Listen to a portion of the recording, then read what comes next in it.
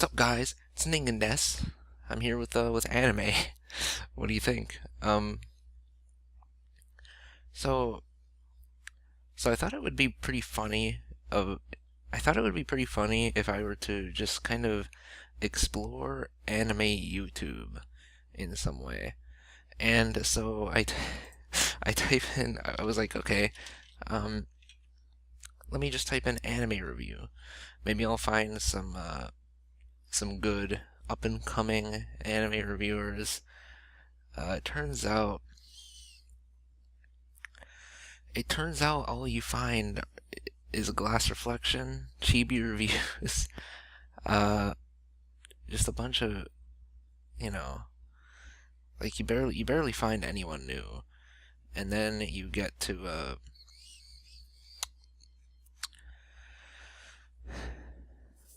and if you even do find someone new, uh, they usually suck. So, like, let's look at it. Let's look at a few. The actual idea of this video is different, but I just wanted to showcase. I guess this is like just a peek into what this video was originally going to be, probably. Uh, so I just want to find some new up and coming anime reviewers.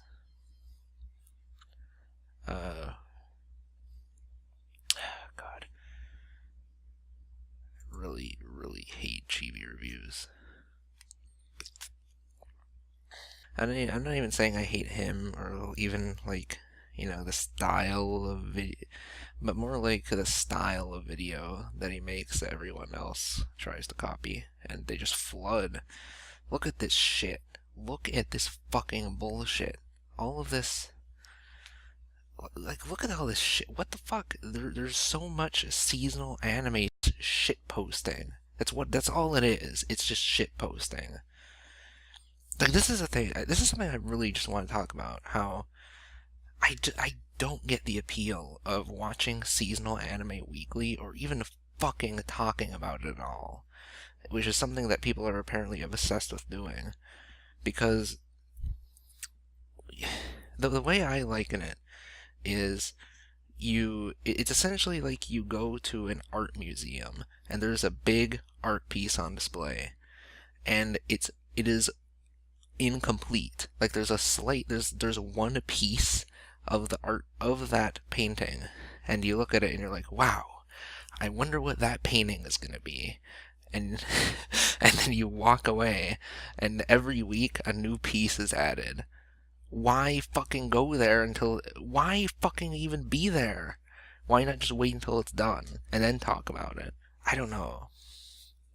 I don't know what it is about the, like, I get that stuff that's new is and hot is you know that's just how a lot of people think. It's just the way a lot of people work. But I don't know why. I don't get it. It just kind of mildly offends me. So I've never heard of Matissimo. So let's see what this is. Another seasonal anime, which, like, like, I watched like 3 minutes of the first episode, and it was one of the worst openings to any anime I'd ever seen. So I didn't even finish the episode. So I don't know why he needs 15 fucking minutes to explain why it's not good. Maybe he'll blow me away. Jesus fuck, he's really loud. He has the manga. Yeah, this guy's an otaku. This guy's a real otaku right here.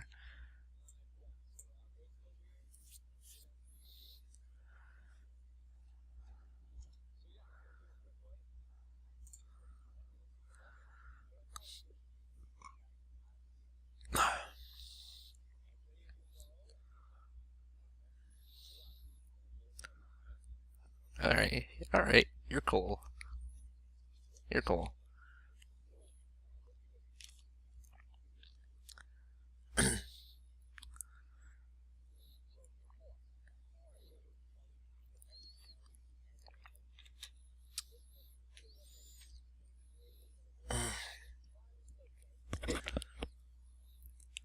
Yuri is badass. should really watch more eerie anime.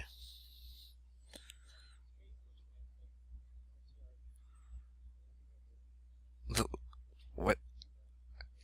That's an interesting pronunciation. I just skipped the. So, the show looks like absolute garbage. The show looks like absolute garbage. So I don't even. Why even go over this? God, the character art is so bad, and the directing was, oh, made me want to barf. It was so bad.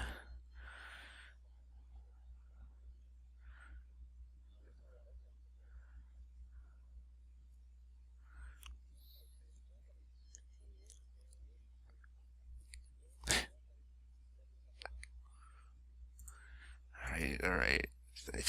I don't fucking care, dude. I don't care. You gotta do better than that to keep my attention for 15 fucking minutes. Like, Jesus fuck.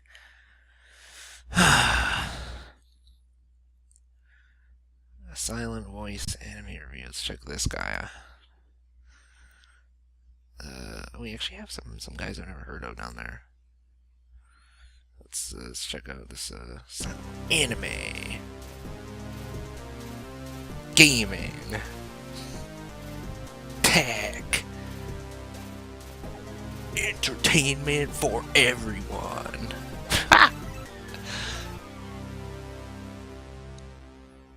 Man, I know what he's all about now. This is going to be one of the most difficult Thanks. yet easy reviews I'm ever going to do on this channel. If you get nothing out of this, Can just watch YouTube the implement a first feature 30 where seconds of everyone's this video, audio is and literally at the same please go watch the volume? silent voice. Please? I That would don't be want to really spoil too nice. much, which is going to make this Like kind of have a difficult, cap. 'cause It I just think always that I is don't wanna at ruin the same experience. I volume. think There's no everybody reason to should not have it really like that. experience this. If you don't, I feel like you're Well, I depriving mean, yourself of a like very the only reason I can think of is no, there's literally I no guess reason the to do easy it, side of me is because just if to you tell have you quiet, that if you want to have like quiet first sounds, I'm going to praise its source then you material. just make them Um, comparably more quiet than the the Silent Voice, the manga normal by volume. It Doki still Doki. Oh, goes sorry through. about that, Glare. Is one of the first manga that I really completed. As I said before on this channel, I'm not as big into manga as I am into anime. But this one's only 7 volumes, and it was highly recommended to me by like a whole lot of YouTubers and people all over the anime community. Really liking the Silent Voice of the manga. And I knew that they were making a film, and I wanted the experience. Wait, has he really been talking for a minute and something and then seeing 30? the show or movie? So, is Something it I've like always I wanted don't to do know a if these lot, people are just, or really man, tried these to do people for a are while, because it was interesting so short. It's because only 7 they volumes. managed to talk to be so I read a boring. Silent Voice They actually managed to a week like or shut two, my brain off, just and buying it all the actually makes me volumes, stuff watch like them that. I didn't more. make scans or anything. I loved the series so much that I wanted to have it on my shelf. Holy from fuck. volume 1 on. Okay. And it's really good. Okay, so this is something I kind of want to talk about, actually. And it's the idea of a review and what people perceive from reviews and what they want reviews to be. Because I have seen some arguments of people that are not, I don't completely disagree with regards to reviews. And there are some people who think that reviews are supposed to be journalistic. They're supposed to give a cursory overview of what's in a show from a consumer perspective, and or not necessarily from a consumer perspective, but the conceit is that it's from the perspective of someone who's not really influenced by marketing. That's not necessarily like that's always the case, but it's someone who's relaying their experience with the thing back to you to give you as much information as possible to understand if you are gonna like it. That's the point of reviews. I personally find that entire purpose inherently uninteresting and stupid, because you can just go and watch the thing, and then you immediately figure out if you're gonna like it. Or like even if you like you take a look at it and it looks appealing to you, and then you watch it and it turns out it's not, because there are a lot of intricacies to your taste, then reviews aren't going to help, you know? So the way I see it is that ditch all that bullshit and just give your personal opinion, so that people who align with your taste, like, go into as much detail as possible with reviews and your opinions and your thoughts and everything, so that, because I think that's the best way to connect with viewers and allow them to understand their own tastes and whether they'll like the film. Doesn't mean that they always will. There's intricacies to everyone's opinions. So, like, again, why even try to appeal to this broader demographic? Like, these kinds of reviews feel like the argument is all about trying to appeal to everyone, trying to make it like as much of a general cursory overview as possible, but just a lot of it. But it ends up being so generic, I don't know if anyone can really connect to it, Like, it's because he's just kind of giving like, this guy, for example, he's just kind of giving an overview of the plot, and he's probably going to say it's really pretty, and it's got characters that do things, I don't know. I think that it's much more valuable to just have someone with an understandable taste, and if they like something and you don't agree with their tastes a lot of the time, I think that there's a much higher chance of you understanding that, hey, I'm probably not gonna like it, rather than this fucking blank slate just relaying a very generic overview of literally what the show is. Maybe that's just how I see it. I understand that some people want reviews to be just journalistic and that's it. But I just think having a personal opinion that you understand and connect with is way more helpful and more interesting, and it can open its way to new forms of reviews. Like, I guess maybe you don't. We should, if that's what reviews are supposed to be, we just shouldn't make reviews if we want to have our opinions out there. You would say, but at the same time, when people look for reviews a lot, So I think that there's a lot of room for creating reviews that are more than just this, So yeah. I don't think I haven't heard of Anthony Garcia. Let's watch his video. I'm gonna try not to make this go on for too long. I've already had a long rant. What the fuck? Is this literally the same guy? Does everyone have an intro like that? Hey everybody, it's Tony here with a review of Paranoia Agent, known in Japanese as Moso Dairinin, Wow. which first aired in Japan. I think he actually pronounced that correctly. May 17, 2004 on the Wow Wow Network, and aired in the USA a year later on Cartoon Network's Adult Whoa, Swim this is from 30 fucking minutes long. August 20 What is he doing this? on YouTube, and was rather fascinated by this anime, but unfortunately I had to put it off for quite some time because of academic and personal priorities. It wasn't until a couple of years later did I watch a couple of reviews, most notably from Nyezu Otaku and Alright, whatever. Too long. Sorry. Unless you make videos like my videos, when I make really long videos, I try to make them as dense as possible.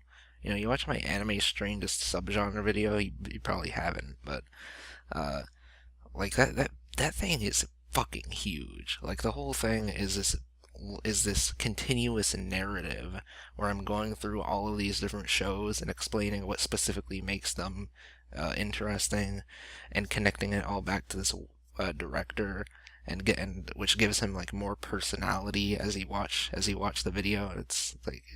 I thought that video was well put together, and it's long for a reason, at the very least, you can say.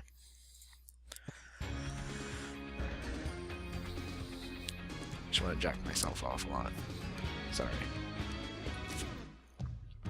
I'm just the greatest anime YouTuber. I don't even know what the hell is Ninku.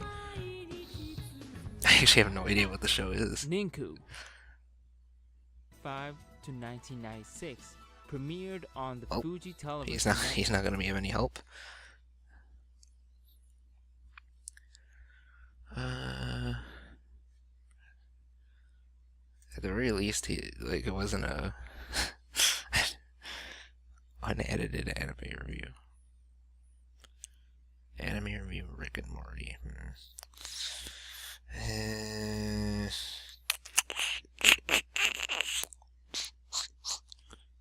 Kind of don't wanna.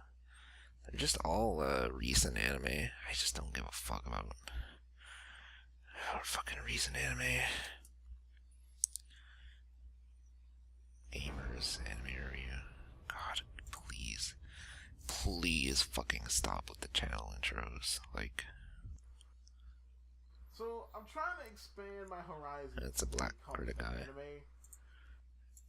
I just whenever I see that exact same video style, I just immediately get turned off. I don't know why.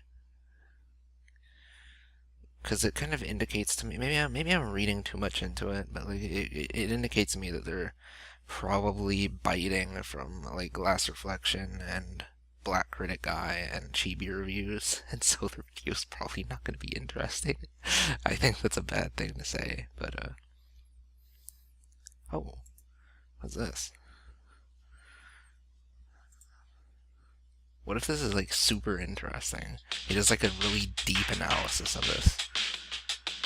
Oh my fucking god! I have I don't know.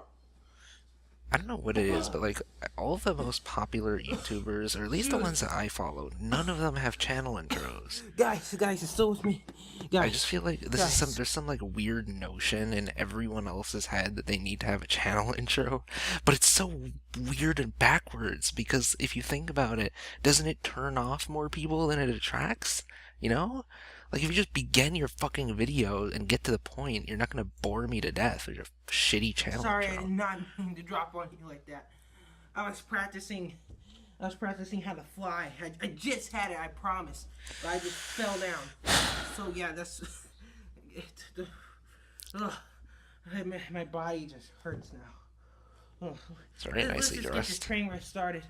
Like the video if you liked the video. Subscribe for more of my content. This is Turnip Studios 54. It's your boy Turnip. And yeah, you can read the title. You already know what this is going to be about. Let's go. I'm going to go get healed up. Come on. I really want him to do a super deep analysis of this OP. Come on.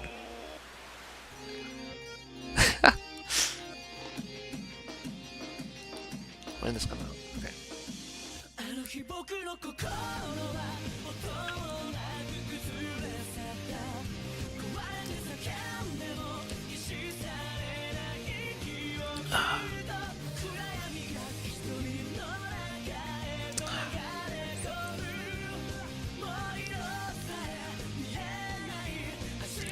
Where's the review? Okay. As you can see, I have healed from my injuries from earlier, and I can't believe I'm actually... Damn, he's trying to have like a narrative. Seems to be betraying his friends from the This is some Christmas evolved past, shit. and This we is see like something I do. Monster on the ground. We see a contract for the chum bucket, and we see his clarinet broken in half, which is really character development for Squidward, but we don't know why he's doing it yet. Let's get right back into the Oh.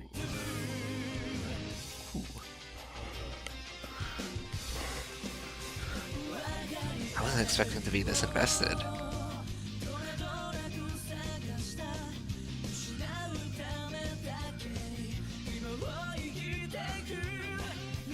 I wish the audio mixing was a little bit.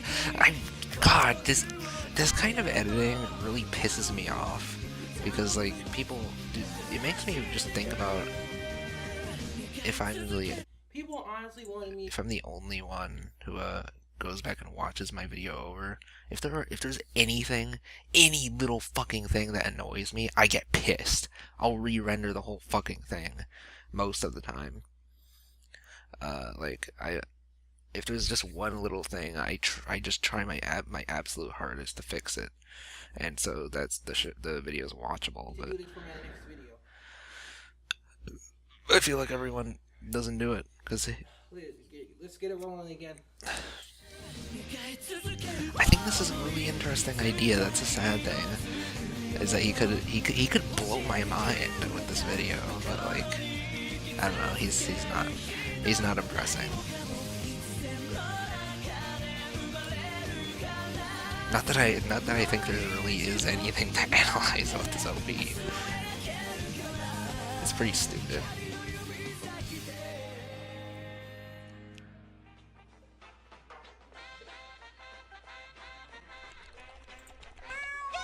Yeah, I think that's enough of that. So yeah, I think that I'm gonna stop after this next page. Ooh, wait, ReZero. Is that one? I wonder if this anime review is gonna be as good as my ReZero video. It's impossible. There's no way. It's been a while since I've felt this way about an anime. ReZero stands at 25. Actually, I haven't heard this guy. He has subscribers. He has more than me. He's better than me.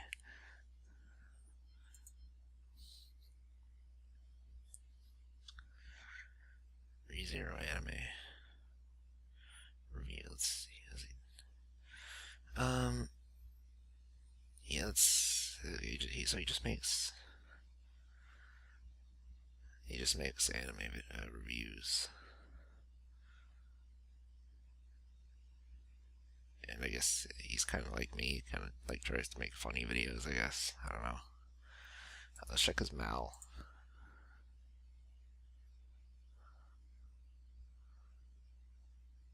You know what? You know what I should try to, you know what I should do? I should make oh, this is such a good idea.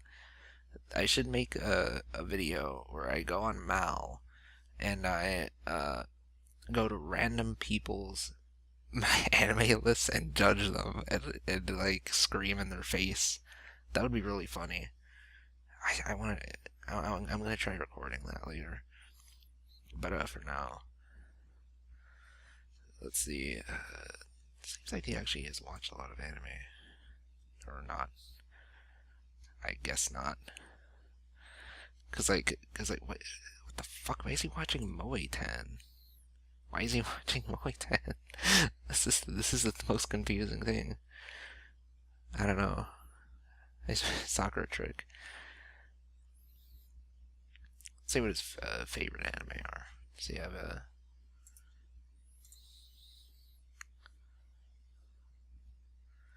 I am new to anime, exploring different genres. Ooh. Ooh. Oh.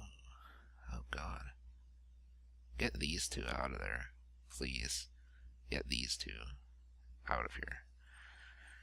Oh man. Oh god. This is like, yeah. I mean, it's not the worst taste I've ever seen, but come on, man, you know, you're a pleb. Just saying. Let's see what he. I don't have any faith that his ReZero review is going to be. The anime showcases a better than range of mine. genres, including fantasy, drama, and thriller. Having been only released in spring 2016, this anime is relatively still new and seems The to be show praised has highly multiple on anime review websites. genres. For me, this anime was nothing short of a great. Let me see. I think there's I have an extension called the YouTube Enhancer, which like has a lot of cool features, and sometimes it lags and does while weird there shit. were some Though. great features to the anime, there were some things that stopped it short of being a masterpiece. Now, before I get into the review today, I will God, say... can I talk about that for a second? I really hate this. I don't know why this is such a thing where people in reviews where people are like, oh, there's like it's no masterpiece. Like no shit, you know. You don't need to fucking lead up to this like it's some penultimate conclusion. You're saying nothing, you know. If you have problems with the show, just say them, you know. Like to me, I view masterpieces more on a, I guess on a less technical level than people like this, Because when I think of one of my favorite anime of all time is Humanity Has Declined.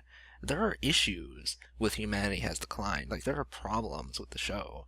I'm not blind to them, but I think it's a masterpiece, because all the things that are amazing about the show are unparalleled to me. Like, no other show can touch it. And so, like, when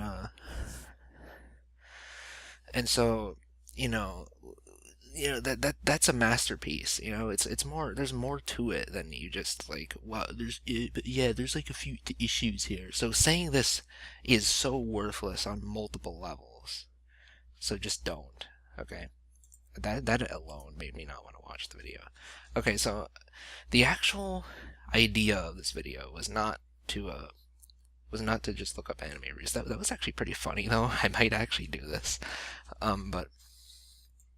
It's actually, I'm going to look up anime reviews for some of my favorite, yet also controversial anime. Like, for example, Humanity Has Declined. Humanity Has Declined, for the most part, is fairly well liked, I would say. But it's kind of contentious, like it's not really beloved by everyone. There are some people that think it's holy shit, I didn't even notice the misspelling on this. I actually did watch. I think this is like the only review I watched, or it might have been one more. This is like one of the only reviews I watched for the show already. I didn't even notice this. Horrible. I would kill myself if I saw this. Holy shit. Anyway. Yeah, Humanity Has Declined is kind of contentious, and so, like, for example, I could look up a Hunter x Hunter review, but they're all going to be positive, because no one hates Hunter x Hunter. But Humanity Has Declined, it's more likely that someone's not going to like it. I've already watched this video, and it's not really, I don't really remember, I don't remember anything about it, if I did. So let's watch I haven't seen this one. The Crunchyroller. The Crunchyroller. It sounds like a YouTuber that would be I don't know, he seems like a YouTuber that would be bigger than he is. I have more subs than him. That's sad.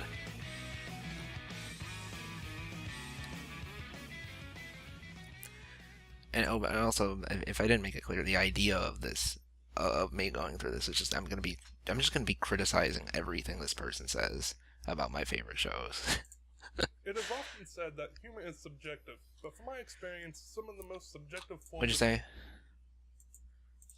It is often said that humor is subjective. Yeah, from my experience, humor is subjective. You're starting off really strong with a comedy anime review when they say that. Literally everything is subjective, you fucking retard. It is not any more subjective than fucking anything else. You know what? You know why people think this? It's because there are not as many established rules. There's not as many established rules for comedy as there are for story or good characters and stuff like that. There's entire classes dedicated to teaching you how to write and stuff, but not to be funny. So that's why people think this, I think.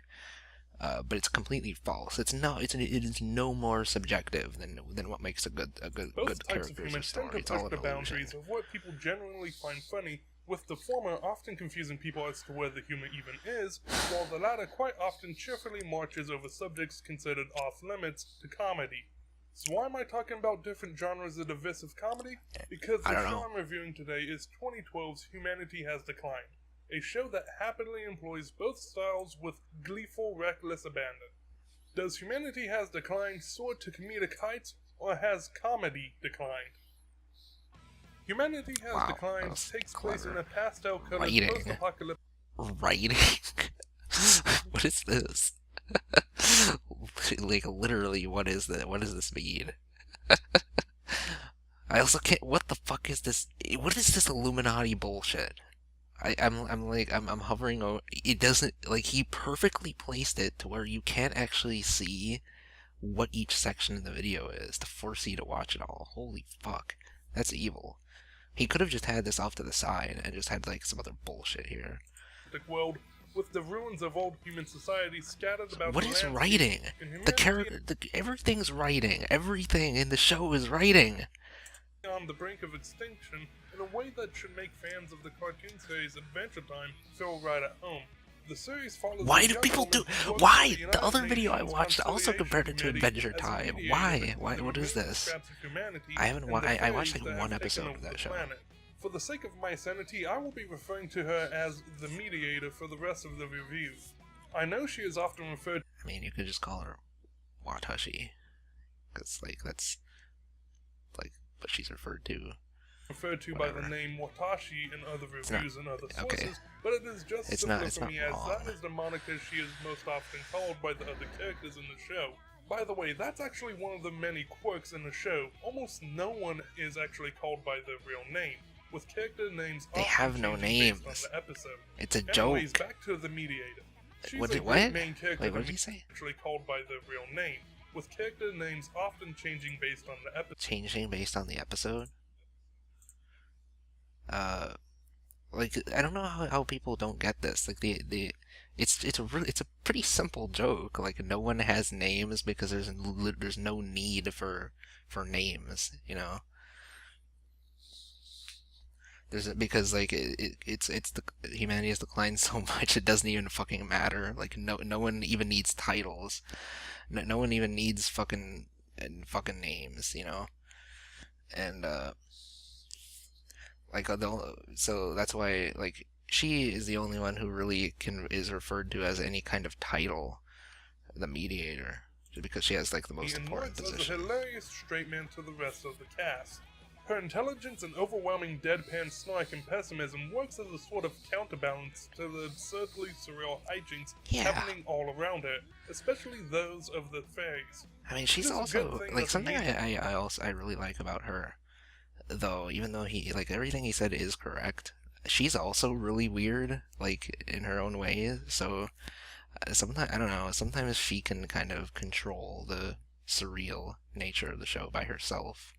So she can kind of play both roles. That's why I think she's Good really thing cool. that the mediator is such a great character, though, because the rest of the show's characters don't really do anything for me, with many of them just having far too little screen time to either leave a lasting impression or develop as characters. Well, I mean, barely of them do There is an anything. exception So, to this, however, they aren't a particular character, but rather a race. but even then, like even though the show only focuses on the main character, I would say that the side characters are utilized really well. Like two of them, like her, I don't know. She has a best friend character and her grandfather, and I thought they were used really well in the show. They had little moments that added to her character, or just something. I don't know. There is an exception to this, however, they aren't a particular character, but rather a race. I am, of course, referring to the fairies. The I fairies feel like are people get too mysterious and caught mischievous up little in the creatures side that look characters more when they like miniature literally elves they barely behave show more up. like gremlins. The whole show They is have focused on highly advanced Watashi. technology that borders on magic that they use in their quest to seek out fun and sweet foods to eat. The fairies also can quickly reproduce, much like the titular creatures from the Gremlin comedy horror film series. The fairies are like the hidden star of the show, as they are often the cause of many of the events in the show, Often? and they can easily steal most literally of the are. scenes they appear in with their creepy yet cute nature. Actually, that's not true. Often The last they two will say episodes, they some weren't really dark things that directly clash with their adorable designs. Actually, wait, In they are. terms of Never story, mind. humanity has declined doesn't actually have a story. Instead, the show falls into a somewhat episodic route. What the fuck does that mean? There's no story. What the fuck does that mean?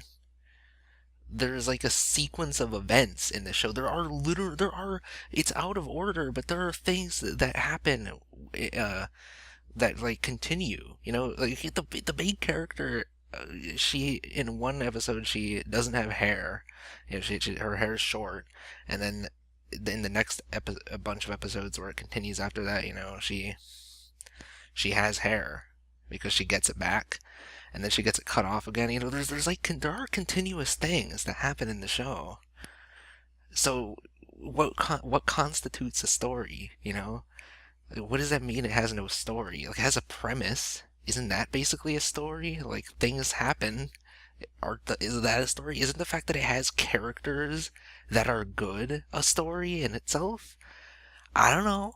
Exactly, as the show is actually a Maybe I'm collection crazy. of mostly 2-episode-long story arcs that are held together by a very thin sense of continuity, with the arcs told out of chronological order. Unfortunately, the order the show presents the arcs in ends up leaving the show feeling unbalanced to me, as it front-loads the episodes I enjoy the most in the first half of the show. For the most part, I just don't agree. I don't know what to say about that. Like, I don't necessarily. I think there is a logic to the way that the episodes are arranged, and I actually really like the way that they are. I mean, I can understand his issues because my least favorite episodes are also in the second half of the show. So like it's not. I mean, like my least favorite episode in the show is episode 7.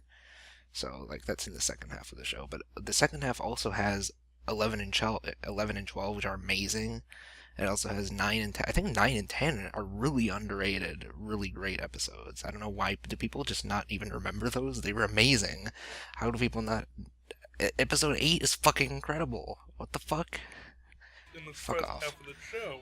For the most part, I enjoy the majority of the episodes in the show, but there are 3 episodes in the second half that I just do not enjoy, with Which 2 of ones? the episodes being a single arc about a recurring time loop that I actually found to be boring. And I personally feel these 2 episodes kind of killed the momentum in the second half of the show, because after them I just didn't laugh that much in the remaining episodes, while the first half of the show had Well, you see. Well, actually, let me genuinely laughing out loud. While Okay, so like his complaint. I mean, my biggest issue with episode 7 is that it is more boring than a lot of the other episodes. I mean, I think it has like enough interesting. It has like some of the most interesting visuals in the show, so I think it's still watchable even despite that. And episode 8, as the payoff to it, works completely great. It's fine. If I were to rewatch episode 7, I'd probably have more issues with it, you know, because it is kind of just a setup. I still think it's a good episode, even despite that. But like his complaint here is kind of weird because, like, I understand this is another complaint I've seen where like everyone says, "Oh, the first half of the show is hilarious," and the second half is like I didn't laugh as much. But the show doesn't try to make you laugh as much in the second half. Like it's almost objectively a thing, you know? It's almost like I can prove that this show tries to make you laugh less in the second half of the show. Like their arcs have clear moods to them. Some of them, episodes 11 and 12 are pretty much entirely serious, you know? Even they have some really funny jokes here and there, but like for them, like the show is definitely it goes all over the place. It has a lot of different moods. And sometimes, you know, entire episodes will be more dramatic or weird just for the sake of itself, you know? It doesn't need to, you don't need to be laughing all the time. Sometimes it just has an interesting idea, and that's enough, you know? humanity has declined. I'm not saying his with its complaint writing, is its invalid visuals or are anything. just a pure breathtaking assault on the eyes. The show features some of the best watercolor-style backgrounds I've seen in anime. Yeah, they're beautiful. The show Backgrounds doesn't are stop there, absolutely however. amazing. All of the characters have unique designs that are easily recognizable. This even Yeah. includes the fairies when they aren't being shown to be in a massive crowd. When shown up close, none of the fairies actually side look the character same, despite having the same designs are basic core surprisingly elements of good. pointed Like ears, if you just look at, beady little there are some eyes, characters that and show up for just like one scene, and they have immediately striking and like good character designs. That's when you know a show has really great presentation. their mouths agape in a creepy yet happy expression that never changes, even when the fairies are scared or sad. The way everyone looks helps enhance the surrealism of the whole show. I absolutely love. This is like one of my favorite character designs ever. The fucking eyes, jeez, they're so fucking It pretty. makes the ever-present dark undertone all the more dark. One of my favorite touches when it comes to the visuals in Humanity Has Declined is the way lighting is presented. Instead of your Yeah. typical beams or rays of light, every light source in the show produces multiple layers of polygonal shapes of varying opacity that Yeah. helps cement the That's show's actually unique wow. look. He actually Honestly, pointed out isn't something often kind that of I cool. get to see a show that dedicates itself so thoroughly to such a gorgeous yet quirky look, Yeah. and for that I am glad that I watched Humanity Has Alright. Declined. Alright. Musically, Humanity pres- Has he- Declined he is pointed very out solid, something albeit none of very the good. songs on the show's soundtrack really stood out to me, with 2 exceptions. The show's amazingly addictive opening, Real World by NaNoWriMo, and strangely charming ending, You May Know Naka no Watashi Are those the no only Yume songs by he listened Masumi to? Ito, blow me away. Now, Like, granted, they're- the show's visuals also earn massive praise in these areas as well, because part of what makes the opening so Those are addictive funny. is the simple but cute dance the Mediator and Fairies do throughout it, and the visuals Yeah. during the ending are just a sight to behold. However, I can't sell the songs themselves short either. They just tunneled their way deep into my ears while I watched this show. Yeah, the Another ED thing I have to for the praise shows the show is like for possibly one of the sound-wise, best anime EDs ever that I've seen. It's just crazy fucking inventive and just amazing to look at. is the show's voice acting, which is top notch.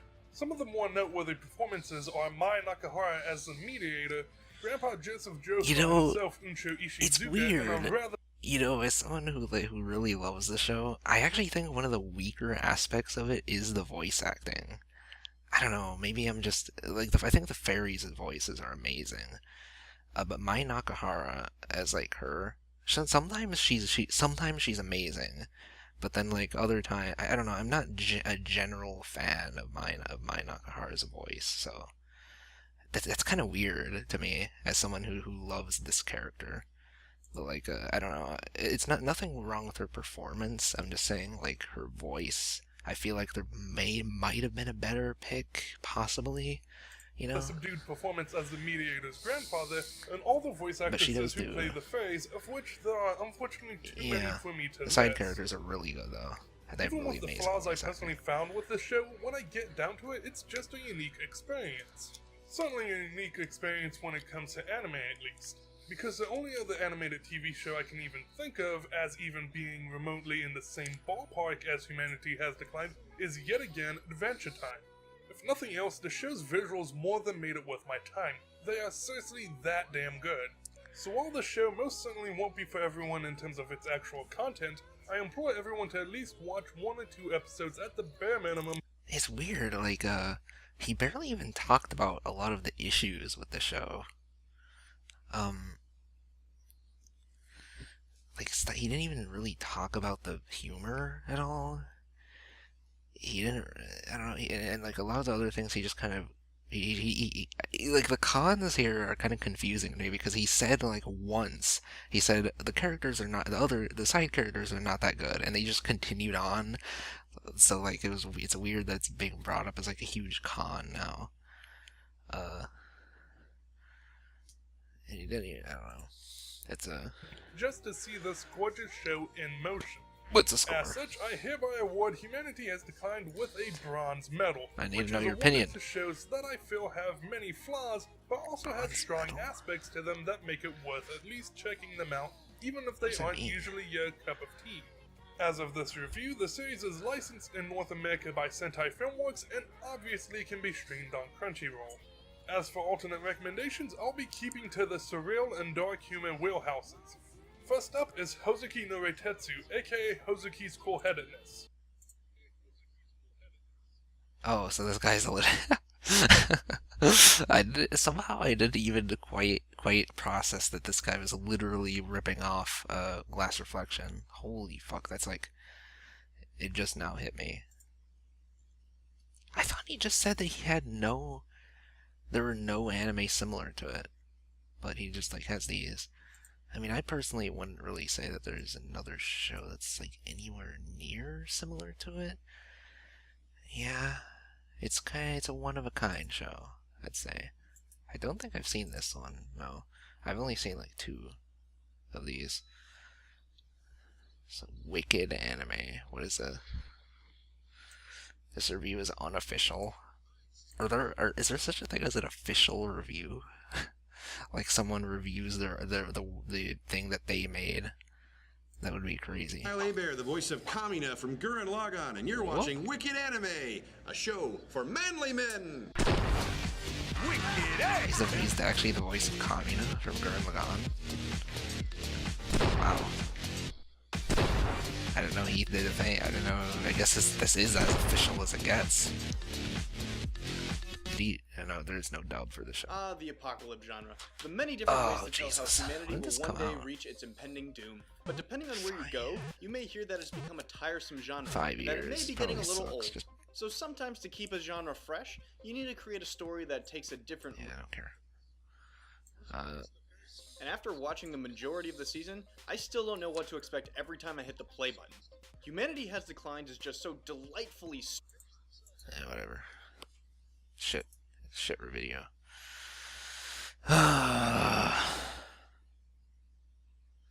Okay. Hey guys, what's Check up? this guy. Yo Kurama here. Today I'm here to bring you guys my anime Yo review of Kurama. Jinrui wa Suitai Shimashita, Wow, you actually which pronounced translates it right. to Humanity Jinrui Has wa Declined. Suitai This is a Shimashita.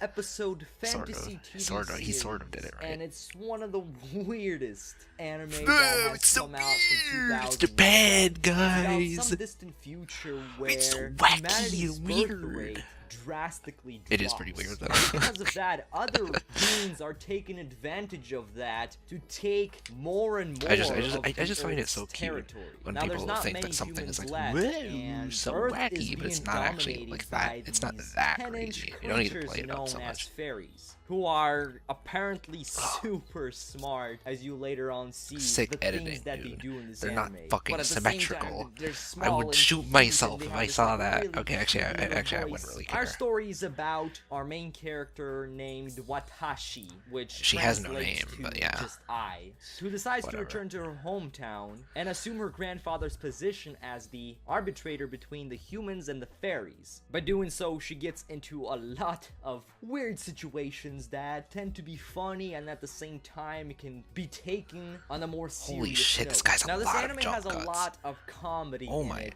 and it's not Oh, your and he's also typical he's comedy all most of the holy time. A shit. lot of it Can is you more very blatantly read weird. from a Now, script? this anime has a very iconic avatar, which is pretty much a piece of Can you- toast that kills itself. Why? and you see Oh it my god, bleeding out this is jam. really makes me That's mad. a little example of what This is like the comedy worst. This is hell. Oh my god, holy shit. Okay. I mean, wow. And he's talking about the fucking that bread. this anime has. I don't know to why offer. people bring the up the fairies have a bread big role in this anime, so but much. they don't really have. It's so weird how anything people big. just want to shove it in the bread scene down everyone's throat, but like it's way funnier in context.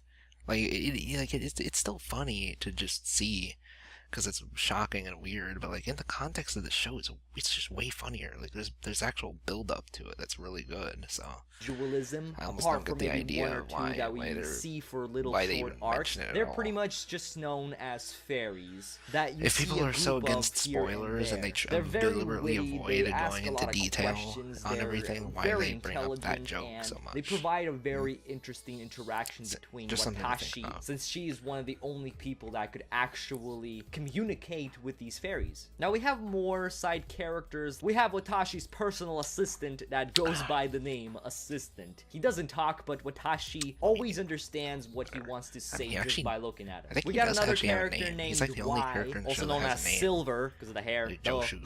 who is Josh- Watashi's Josh- friend Joshua from or something like school, that. and she turned out to be probably my most favorite character because Really? she becomes a mangaka of this yaoi Well, I mean, she is series, pretty- she and is they cool, play but, like, around with that I don't sort know, of I feel manga like if people have a favorite fans of character in the show, it would be manga, the all main these character. fangirls and stuff. They just show She's the all best- that she's really probably the well second in best one of the character in the arcs show. of this series that just had me rolling and at the same time made me think about some things because there's a lot of things that goes on in there that you see happen all the time in anime and manga community, which is just funny. And there's a lot of other characters that are not really worth mentioning since they play sort of a small part Oh my in the god, this guy series. has so many fucking jump cuts, dude. There's so many.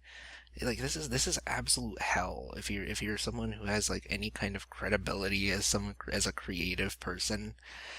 Like he's like blatantly reading from a script, He's like, there's no movement at all. He's just like sitting, and so it makes you wonder why even present yourself like this, You could just have a picture of the anime and it'd be better, because then I'm looking at you like reading from a script and it just makes me go, just stop, and he's also just he has to like jump cut constantly. Just imagine the amount of effort he put into to jump cut.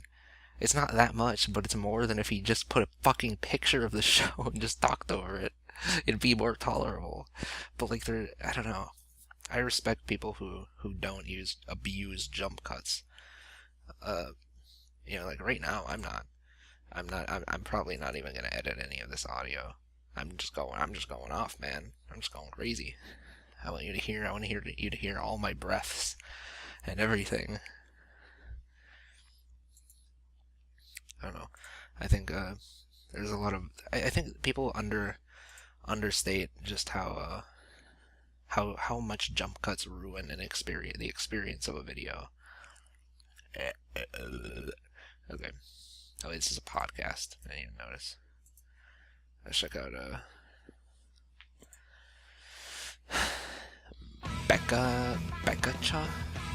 what the fuck? Becca Anime? Huh? Cool. I bet this person didn't get copyright strike for that. To another episode of Becca Anime. I feel like it's been a year since I've been in front of the camera, but it's really only been like a long time, maybe like a month, maybe, because I've just been putting up. She's not using any jump cuts. It's actually really obnoxious. Never mind. I changed my mind. Humanity has declined. That's my character development for this episode. Which we'll get into. So let me get my little paper thing. Okay. Oh well, she's admitting that she has a script. You might as well just admit that you have a script. What you're gonna do if you're gonna present yourself like this, because it could be funny. You're just like, hey guys, I'm gonna review Humanity as a client. Here's my script. All right, let's go. That'd be good. I want to see that. And in this world, humanity has declined. Imagine that. So I'm just relaxing against my wall. I'll sit up appropriately. Holy shit. Good posture and everything.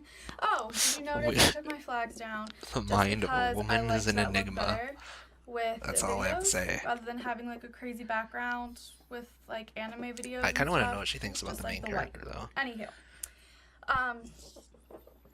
So in this post-apocalyptic world, humanity has declined to like this very small kind of countryside, and there's not a whole lot of people. I have a feeling she's going to be rambling for a while. Now, the mediator she doesn't have a name. None of the people in this show get names. I'm pretty sure that names aren't important. The mediator, the assistant, Grandpa is probably the closest one that actually gets like a name or like a title. Like they all have titles, but nobody's name is. And there's even some characters that have just like letters as names, and they're like short for names, but you don't actually get their real names, which is, I don't know what the point is, but it's interesting, I guess. So the mediator is just that. She is the mediator between the fairies and the people. Now, the reason that there needs to be a mediator, but I would say each 2 episodes is kind of its own storyline, which kind of gets me to the point of why it took me so long to, I think, get through this show, because mentally, but let me hear this. This actually seems like a point that's original. Is kind of its own storyline, which kind of gets me to the point of why it took me so long I think I get what she's going for to, I think, get through this show, because mentally, I can actually understand this. A set of shows and be like, oh, I'm done with that storyline, and then I don't really have a passion or like a desire to watch another episode, because I'm like, okay, well, I can kind of sympathize with that idea to an extent. I mean, I personally am a fan of shows that have a lot of stuff going on. So I mean, like, to me, it's a thrill. When I first watched the show, and it was like the middle of the night, and I watched like 4 episodes, and I was like, holy shit, I can't fucking wait to watch the rest, because it was so crazy. It already went in so many different directions that I just wanted to watch the whole thing. So like, it's kind of weird that she's complaining about the show like having too much stuff in it, essentially, or like having too many ideas is what she's complaining about right here. But I can understand the sentiment. I think that's just kind of what took me so long, is because there wasn't a fluent storyline. I was like, okay, I'm done with that. That was a good storyline, moving on. So where normally I'd watch maybe like 4 episodes a day of an anime, I only watched 2 a day. I definitely think that there is a lot of risk that comes along with not having like one storyline, because that does increase the chances of all of them not being as good. But Humanity Has Decline just happens to be really well done, so they're all good. So that's why you should actually commend it for that, because somehow they're all good. Very atypical of me if I know that I'm watching a show with the intention of doing an anime review. So yeah, each episode is kind of the events that's what makes the show interesting. From the fairies' mischief or the fairies' misunderstandings of what they were told or what they comprehended from the mediator. And they kind of turn out very comical. As you watch the show, one thing that I kind of noticed is it's not like chronological. Yeah. But at the same time, there's underlying themes and underlying notions of the previous storylines or not so previous storylines. Yeah. Sort of thing. It's really confusing. It's not really confusing. Like, I mean, the story does jump all over the place. Like, sometimes you'll watch an episode and it's like the second episode chronologically, and then the episode right after it is like the third to last episode chronologically. It's really weird. But like, it barely matters. So, because a lot of the time there isn't much continuity. Like, the only real continuity between the episodes really that you need to pay attention to is Watashi herself. Like, just she is like sometimes slightly different, not necessarily in personality, but like just in but if you look, like, sometimes you might look back at other episodes that happened earlier chronologically and then now, and that gives more context into her, as a person. And so, and also, of course, there's her hair. Like, the only real thing that's in the show that's like continuity is her hair, which I think is funny. Sometimes it goes forward, sometimes it works its way backwards, sometimes it starts backwards and works its way forward. Like, the only real they don't flat out say that. Episodes that really matter, very little continuity between that matter in terms of like having a continuity, like are episodes 11 and 12. Like, you because see they're a pile like, of books, they're like a literal you know that there's some order to them, but you don't read them in order, and they're not lined up in order the way that you're supposed to read them. So it might go episode 5, and then 2, and then 4, and then 1, and then 3, or something like that, if you get my drift. So it's not chronological, but in some way it does almost work backwards, so that you get to the point where you learn how the mediator begins or decides to mediate between the humans and the fairies. But because of this, that was the first jump cut. It was so random. The base underlying story, it can seem a little confusing and disjointed, especially, I don't know why people think being confusing and disjointed is like inherently a bad thing. I don't know. Because like no one ever spins it in the way like, oh man, the show was so disjointed and confusing, and it really added to the feel of the show. No one's like, that's what I would say. But like no one says it. They're like, oh, it's confusing, it's disjointed, it's like bad or whatever. Storyline is the fact that it follows the daily lives of the mediator and the friends of the mediator and these little fairies and how they work together. The animation part of the anime, which I would assume is kind of important because it's called an anime. Visually, it's pastel, It's very soft, but also kind of What bright. to say about that? But it's really nothing too remarkable or Really? nothing really noteworthy. But the one thing that kind of makes the animation good is some of the jokes that they make and the placement in the jokes and some of the visual That means that it is. humor. That means that it is part of good. That is. And good. then the expressions on the Like, characters' faces. I also add. agree that like the animation, there's no like insane, crazy fucking animation sequence like My Hero Academia ending sequence, or like just anything from Space Dandy or something like that. Like there's no crazy fucking bullshit like that. But the animation, the show is like fun to watch. You know, it's like there's a lot of care put into making the facial expressions really expressive and funny, and just the timing of jokes really funny, and the angles of certain shots during comedic scenes and stuff like that. So, To it, even though the animation itself isn't anything really spectacular, the hits of the humor and the expressions and the timing of everything is really spot on. So Good. as a whole, I like this anime. It's a good anime to kind of take you out of the real world just for 2 episodes. If you don't have the time or the desire to really get wrapped up in a big convoluted storyline of animes with mystery and intrigue and violence and drama, this is a great anime. I mean, wait, did she just say like this anime is not all of that? Because it kind of is. It's kind of like huge, like a massive torrent of different emotions, all at once. It's kind of a conflicting point that she brought up, because she said earlier that that it was too overwhelming a watch. Like she felt too like it went in too many different directions, but now she's saying that it's not that complicated. I don't know. I just wanted to knock things over for a second. But this is a good anime for that. Because it does have some humor and it has a little bit of humor. It's labeled as a magic comedy, and a little bit of it's labeled as a fantasy. involved in each storyline, but it's not so mysterious that it kind of pulls you along for What the the whole fuck is she season. going on about a mystery? It's not a mystery so show. It's not a mystery. What are you saying? Like there is no mystery. Even during episodes where it's like kind of like a spookier tone. Like episode 7 has kind of a weird tone. You know what the fuck's going on. Like it's always the fairies, you know? There's no mystery It's kind of behind good for that, and it is fun and it is funny. If anything, if you're even considering watching this anime, just do me a favor and watch the first 2 episodes. That's it. That's all I ask of you. Don't. Because the introduction theme is one of the cutest things I've ever heard and seen in my life. Yeah. It's just adorable. Every single time It's like one of the only. It's like pretty much the only Nano really right song I think when is I watch anime good. at work because Just because it goes along so well with the visuals.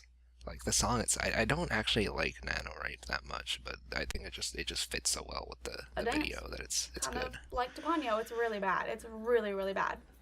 But also the second episode, oh my goodness, it's just Is she gonna bring up the fucking bread? ridiculous, and it is so funny. I was crying because I was laughing episode so 2 hard. is, I was on the really funny, treadmill while I was watching this episode, and I had to stop running because I was like keeled over laughing just because I was like, "What is this? What am I watching?" Yeah, episode 2 is crazy. It was so funny. But yeah, so And the thing overall, that makes it really special to me is that when you actually, it's like the show is shocking, and on that level it's really funny. But when you actually stop to think about it, then it's like somehow gets funnier. It's like because the humor is actually really well thought out. Need things to make sense. I don't know, it's the colors are pretty. I'll save that for another time. But then I think also it would be okay for like adults to watch it with the little kids. Maybe not episode 2. I mean, it's a pretty heavy show. I don't know. Because It's there is literally kind of aimed humor at that they might adults. not I don't know get, if that's a but good it's recommendation. not necessarily adult humor. It's just very subtle humor. Yeah. Or kind of like awkward things, or other things where you're like, it's not real life, but it's funny because it's unrealistic. But yeah, so I liked it. You should watch it. At least watch the first 2 episodes. Why not the first 4? Like the episode. I think the first 2 episodes. I think they're the funniest episodes, but I think that gives you a good idea. thought episodes 3 and the first 2 and 4 episodes were are just one storyline. I think that gives you a good idea of I what the think rest of episode the 3 and anime is 4 going to are be easily about. the funniest. So, well, that actually, is it. Thank you guys for I don't know. watching. Don't forget. I think episodes 3 and 4 are kind of the funniest overall. I don't know. 3 and 4 are amazing. I don't know. I don't know what they're going on about. Oh, AH Brandon anime reviews. I don't think I haven't seen this. Humanity has declined. Oh no, I have. Never mind. Oh, this fucker. Should I even respond to this guy again? I already watched it, and I maybe I should just reenact me screaming at my screen while I was watching this. God, this guy pissed me off so much. Because he was like one of the reviews that didn't really like the show. Anime series with a very interesting world and overall history that makes it intriguing throughout the entire run. But it does. Let me just who have more or less took over for the spot for humanity. Their speech is that of a child, but their skills are that of every mastermind. I absolutely love the final 3 episodes, with episodes 6 through 9 being okay and interesting enough. I wanted to watch more after one episode ended. With the first 6 being, well, they just weren't for me. Now usually I would talk about the characters, what was good or bad, but I can't this time around. For having a pretty decent sized cast, not only are one episode ended, with the first 6 being, well, they just weren't for me. That's bizarre. That is a complete reversal of most people's opinions of the show. Most people say, oh man, the first 4 episodes are amazing, and then the rest suck, or something like that. But he's literally the opposite. So usually I would talk about the characters, what was good or bad, but I can't this time. I feel like everyone has a completely different opinion of the show. Like, I know that that's true. I know that that's true of everything, but I mean this one in particular, it's like people like and dislike just in extreme ways. Getting to know any one character, it's a little which is understandable. I'm not the biggest fan of these kinds of series. One that don't have an end goal, isn't really setting itself on a path. I don't even know like that. Let me just kind of figure out like what is the main point. That's like a these weird kinds point. Of series. One that don't have an end goal, isn't really setting Ones itself that don't have an end goal. That's assuming a lot, don't you think? Like, I mean, I don't know. The fact that it doesn't have an ending that necessarily resolves absolutely everything doesn't mean that it didn't have an end goal. It just means it didn't have an ending, you know? Maybe the end goal was it not having an ending, you know? I'm not necessarily saying that's true here, but you gotta kind of think a little bit outside the box here. Really anywhere, I feel like but I am a fan of interesting worlds in anime, and that's exactly what this series is and has to it. The fairies are what keeps it interesting, so even when I was bored, having them on screen gave me a boost that I desperately needed. Like it was something that was weird. Audio. There's just something very charming about he never. I don't think he voices. ever talked about the main character at all. He never said anything about her.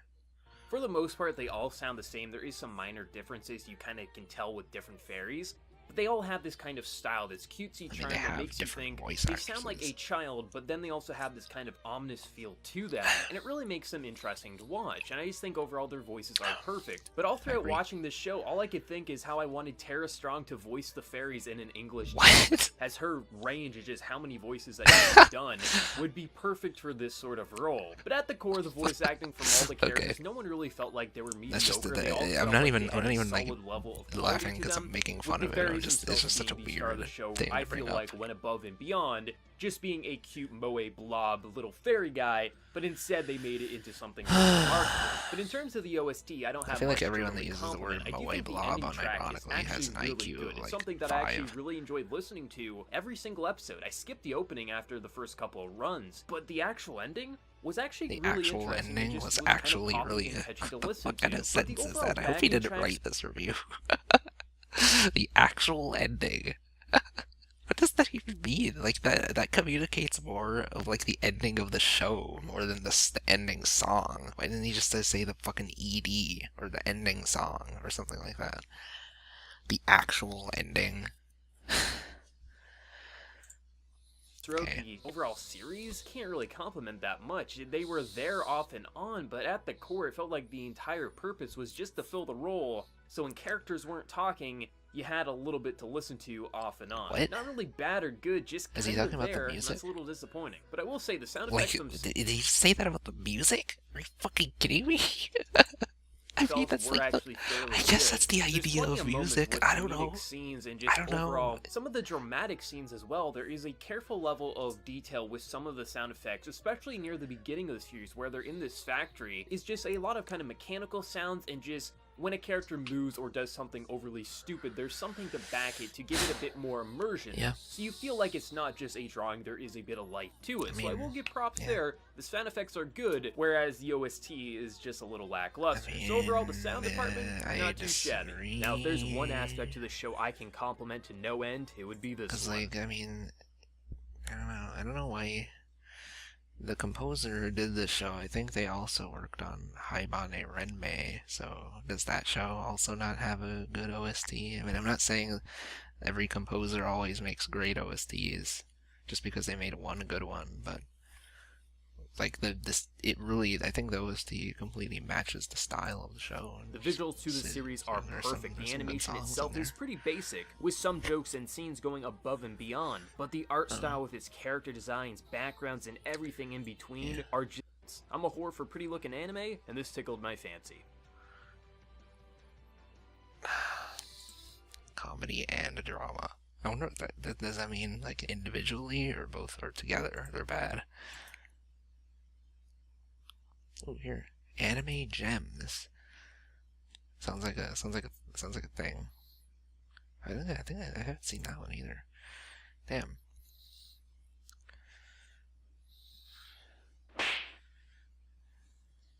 Oh my god, how many?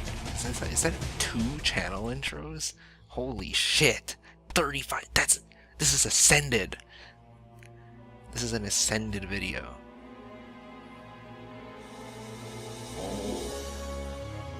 Holy shit.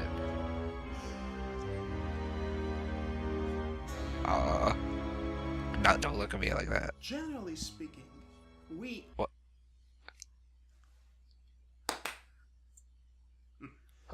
Generally speaking, we, as a civilization, are fascinated. Did I somehow, like, step into that guy with the glasses dimension or something?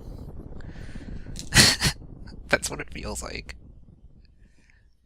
Whether it's an epic narrative about humanity's struggle to survive in a hostile Holy shit, that anime snob. Apologue about the fall of our feeble and illusory civilization, leading to he sounds exactly like that anime snob. Being exposed without any socially induced filters, or a supercomputer experiencing a philosophical boner, the post-apocalyptic genre has captured a extinction humanity has ever faced in Sentai film work.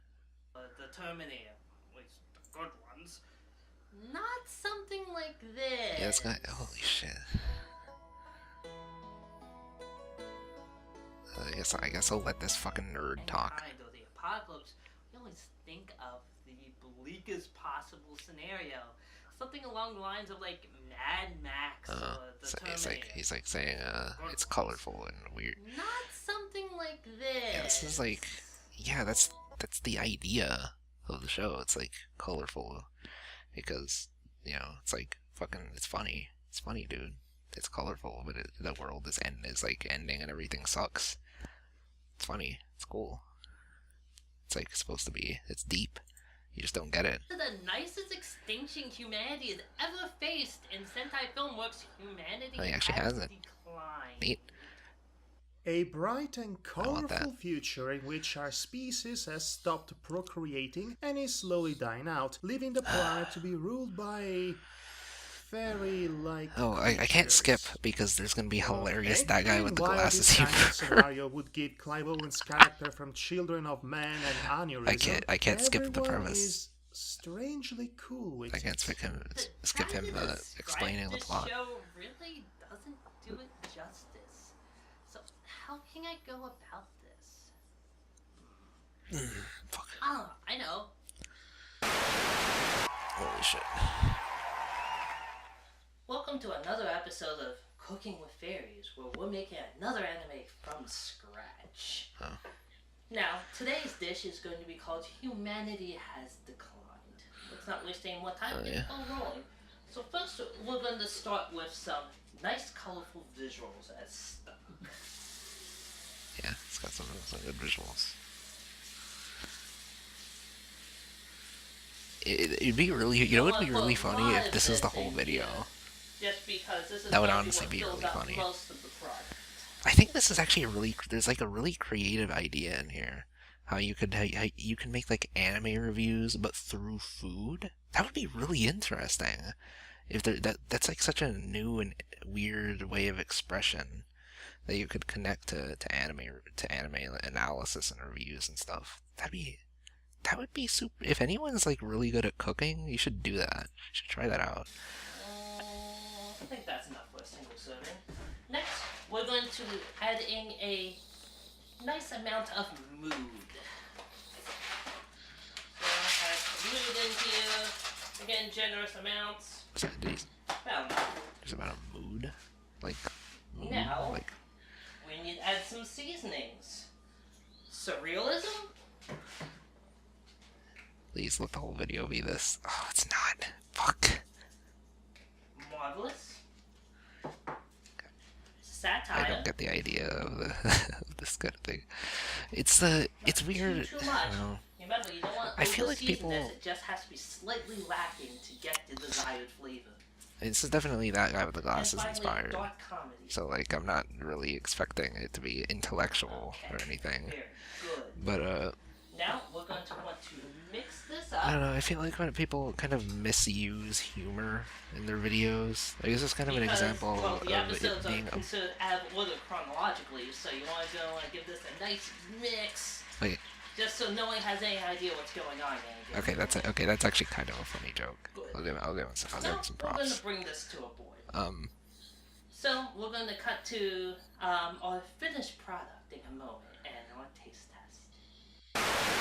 That was actually all right at the end, but And now you serve it up to your hungry anime fan. this is just a whole video. I wouldn't even have that many problems with it.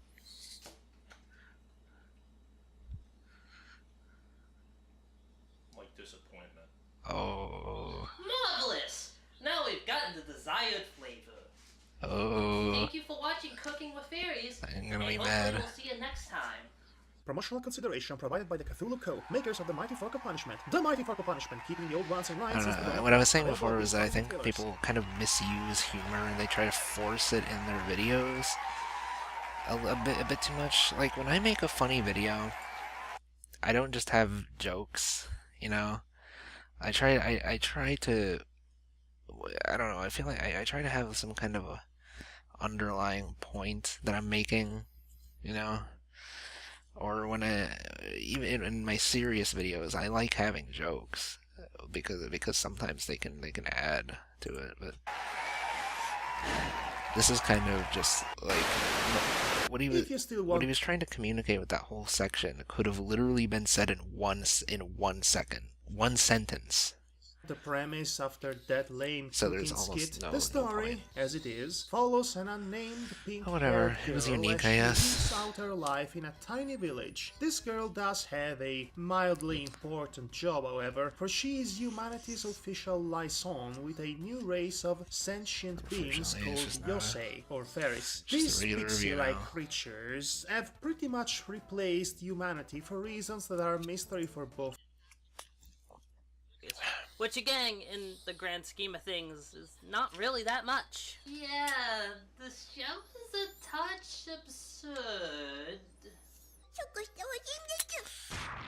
Can there be a single reviewer that doesn't Springing this fucking from some scene? kind of insanity cooked up by the Yosei. To give you examples would be ruining the only consistent element of fun in the show. Why'd To you say even that show they the are fucking whimsically bread scene then? wondrous would be an understatement. But buried under all this, there truly is a brilliant showing here. The atmosphere here is even more How impressive do they than in both something manage like to have some of the most Terminator, or I obnoxious had no voices mouth I've heard and in a I must while? scream. There is I know this I'm palpable talking. sense of humanity's Maybe I shouldn't be impending talking, doom but still. constantly permeating in the air, made even more foreboding by the unsettling absence of an obviously bleak outlook. Everything is so peaceful and bright, which conflicts with our typical idea of an end-of-day scenario, but also reflects the unnaturally calm demeanor of the human beings left in the world, whom have long since accepted their fate and seem to be aware that their disappearance won't affect the planet in the slightest. That's the most unnerving part of this particular apocalypse. It acknowledges and embraces the sad truth wasn't paying that we are attention, sorry. not the epicenter of it all. We are not the rulers of this reality, Yeah. that we are not the epicenter of it all. We are not the rulers of this reality, as we arrogantly made ourselves to believe, and we are most certainly not going out with a planetarian bang. We are just slowly vanishing, and the one species that's going to take our place is most likely going to turn the remnants of our civilization into the setting of Splatoon. We are nothing to the world, and we have accepted that. This show is basically a Lovecraftian horror, come to think of it, only with relaxed aloofness replacing utter despair and people going insane. This foreboding atmosphere So is it's never not, completely lost, literally even when not. the story distracts you with sentient skin chicken. I mean, he almost How actually the kind of tone had never something sinks into interesting outright there. I mean, he despair. didn't really... There was a dour tone It just could have probably beneath the communicated it surface. a little bit And better, that makes you but feel like you're going to like witness there was the like a end. kind of an An idea end that in still there. never actually gets here. It's like an idea I would Chronologically, the show almost make a itself is video still out of completely and out of order, actually with make the good. final arc actually being the earliest in continuity.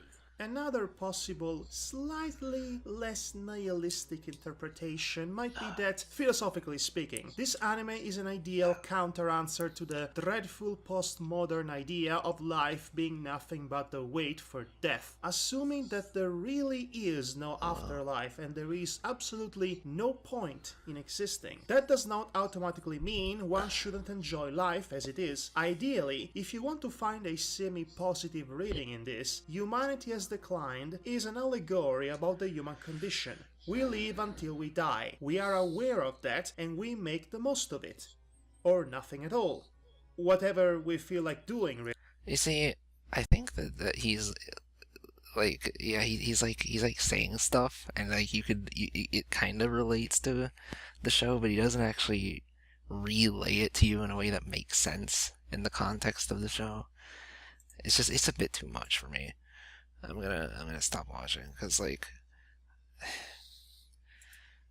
cause it kind of is just him like going off and not really explaining what about that is necessarily in the show.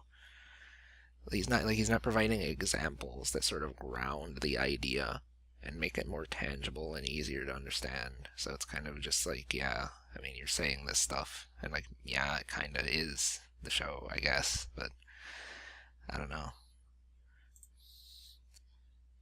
Oh, it's in German. Why is it in English in the fucking title? Make it humanity. Fucking Germans. I think. Okay. Is there any more? I might have to go to another show. Oh, here's episode 1 review. What the hell? How does that have so many? Does that have so many fucking views? Fuck, nigga. Oh, is this an abridged series? I might watch that later. First impressions. That is not a review. Oh my god. Oh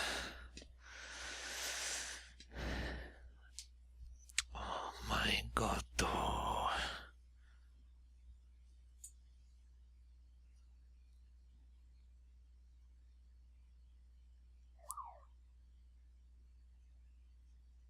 Damn, these fucking...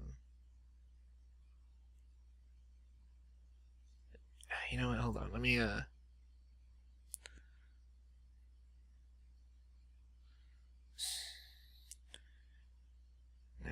guess that is it for the show. There's actually more reviews for it than I thought.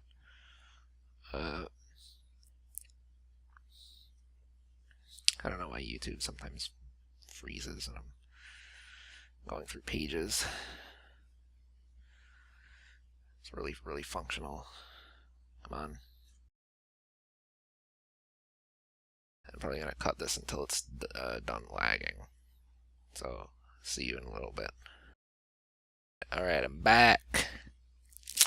We're back here with Lucky Star reviews. Digibro probably has the best video on Lucky Star that exists right now. Well, actually, my video is better. Nah, but seriously, like his video is actually pretty good. It's like almost a point. It's weird how close it is to what I think about the show. So I gotta give him props on that.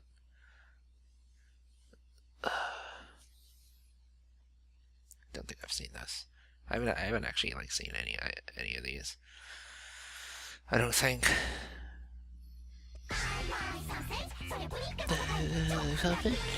What's a lucky star? Okay, I know what a lucky star is. You look in the sky, you see it whiz by, and you make a wish. I'm not stupid. But what is Lucky Star? I even streamed this anime the other day, and nobody there had ever heard of this show.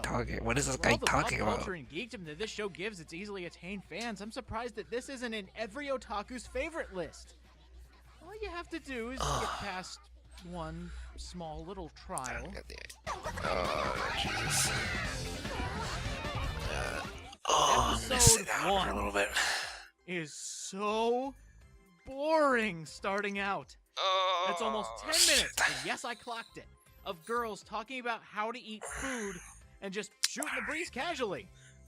I normally chuckle at these types of conversations in the show because I can't believe they started out with this. Yeah? The rest of the show is pure otaku bliss.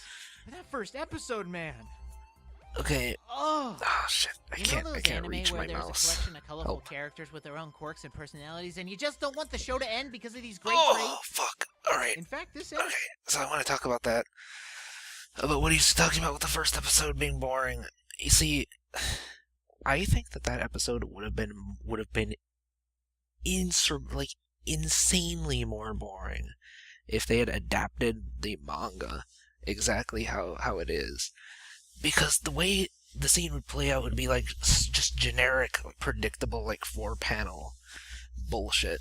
I actually am. It's like surprisingly impressive how they managed to just create this really long, unbroken, natural feeling conversation between these characters out of the story that's so like the manga for this show is so generic and just and like lame. The characters are all like one note.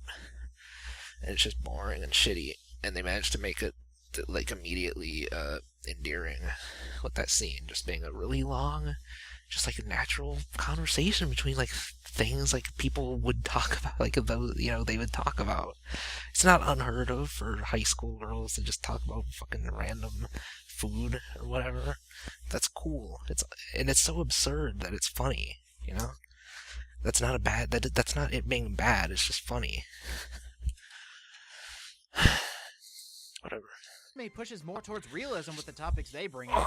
Mainly things that you wouldn't think about in your everyday life. These 4 girls bring up, and they have some semi-decent points until they make the punchline. That's what I like about this anime. It may just be shooting the breeze, Is but he, the way like, it's role-playing presented and the way Kona? it's presented itself is really what makes it charming. That's weird. A quick intro for these lovely ladies. Konata is every anime boy's wet dream, as she is slender, athletic, and the biggest anime and game dork. Most of her punchlines come from comparing something she did with a popular anime, manga, or game she recently watched or played. Speaking of which, all these anime, manga, and games that are referenced here are real. Try to see how many you can find. The most prevalent ones are other Kadokawa licenses like Sergeant Frog and Haruhi Suzumiya. I don't know if you can... Bonus points if you can find a small reference to one of my earlier spin-off month reviews. Tsukasa is the airhead type, always asking her twin sister for school help, like life help, crazy. That's like a and other crazy. help. I Kagami don't is even know probably what to my say about favorite that. because she is something called Sundara. She starts Why is out everyone hostile, like but I Kagami can't the help most? but whenever she Konata blushes, is the greatest. especially when looking at Yaoi.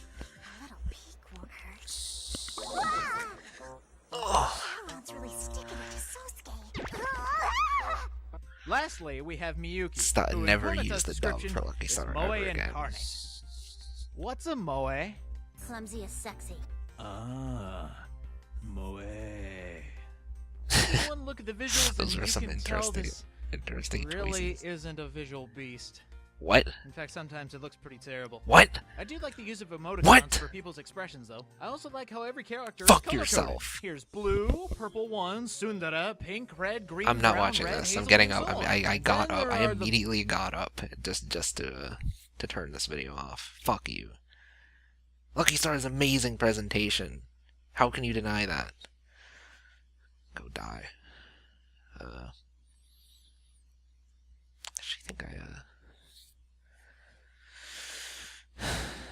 nostalgia critic. Oh, I think that was stupid. anti-fangirl review. Hold on, I'm gonna go get some water. I'm gonna try and make this video be like really. This is me tying in thematically to Lucky Star. I'm gonna like I'm gonna make you. I'm gonna have you hear me put my microphone down and come back. All right, it's gonna be. We're very intimate right now. All right, it's very naturalistic.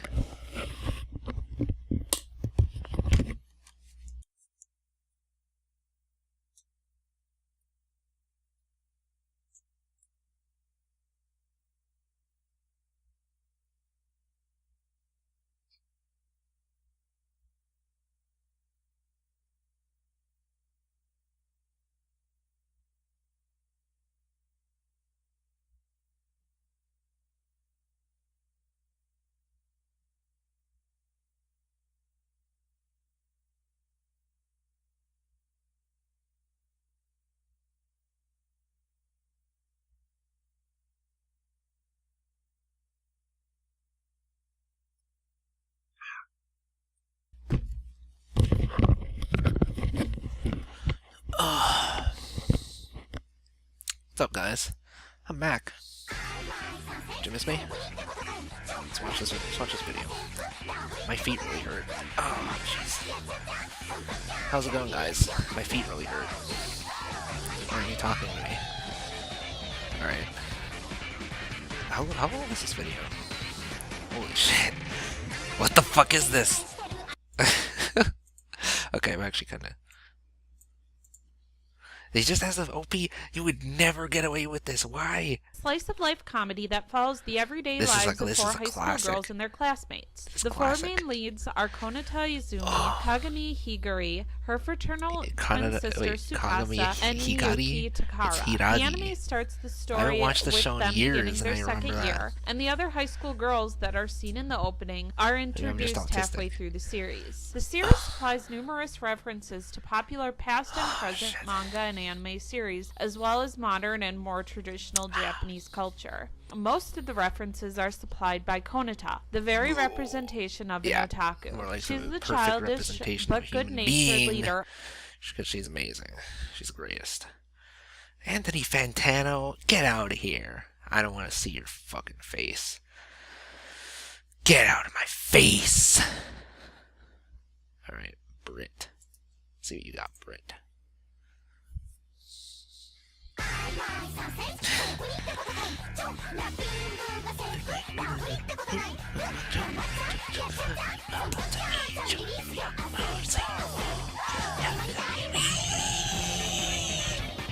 Yes, don't freeze. I love it so much. What's this black nothingness? How do the people... Hi, this is Britt, and this is my first review, and it may not be the best, but I hope you like it. I really wonder, like, when people make their first review, do they not shoot themselves over it not being perfect? Or do they just not even care? I don't know, cause this... Anyways. So I'm going to be reviewing Lucky Star today. Because I try to make my first video as perfect as possible. So this part right here, at least in terms of presentation. Like, I'm not gonna read all if I think it's watchable, then like I was fine with it.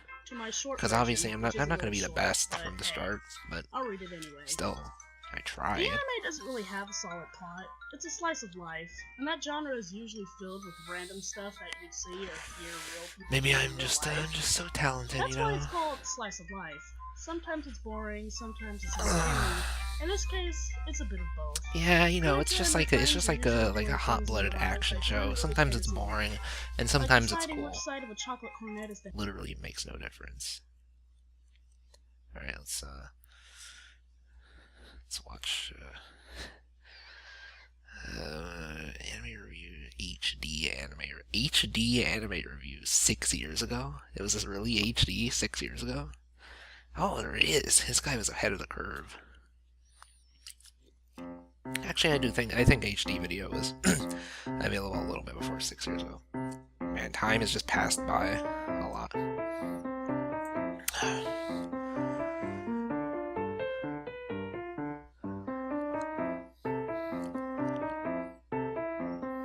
Yeah. I hope the whole video is just this.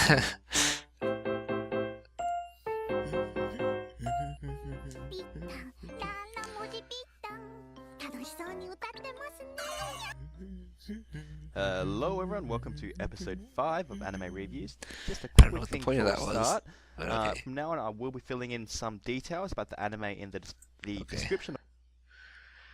We'll be following the same so he's format admitting of to storyline, naming the algorithm. animation, sound, characters, and overall enjoyment. No, he's not as much as other people. Lucky Star to is be about fair. a bunch of high school girls following their everyday life. I've seen people in a who typical copy slice of paste life genre like format. seasonal anime Together, the charts girls in express the their values on description, and I'm everyday like, just activities what such the as fuck shopping, are you? eating, and gaming. I can't believe And they you can incite be us that in their outwardly thoughts, or in scummy. some cases, lack of thoughts, in regards to these activities. Lucky Star can be best described as the king of anime parodies, and by that I mean there are numerous scenes that have spin-offs of other anime and their respective characters. I don't know. Here's a scene that shows how something there are a seemingly lot of so parodies out innocent there. randomly definitely, turns it's the into king an of initially like parody. of anime with like references for sure. There are a ton. Or actually, there might be some. It's probably some Gainax show that has more anime references than it, but eh. 追い越しこの野郎おい交通安全か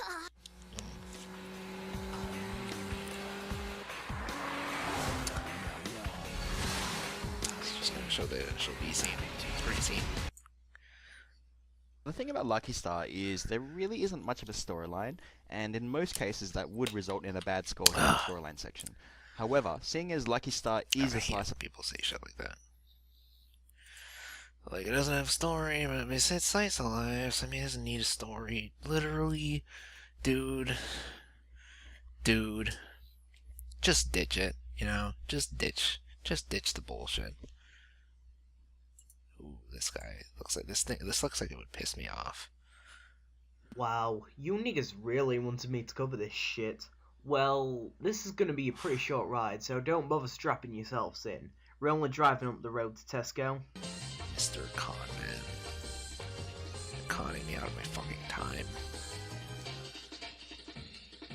He just literally conned Lucky me out of Star like is one of the 20 worst things seconds. I've ever seen. Oh yeah? Made by Kyoto Why Animation don't you say that to my in face? 2007.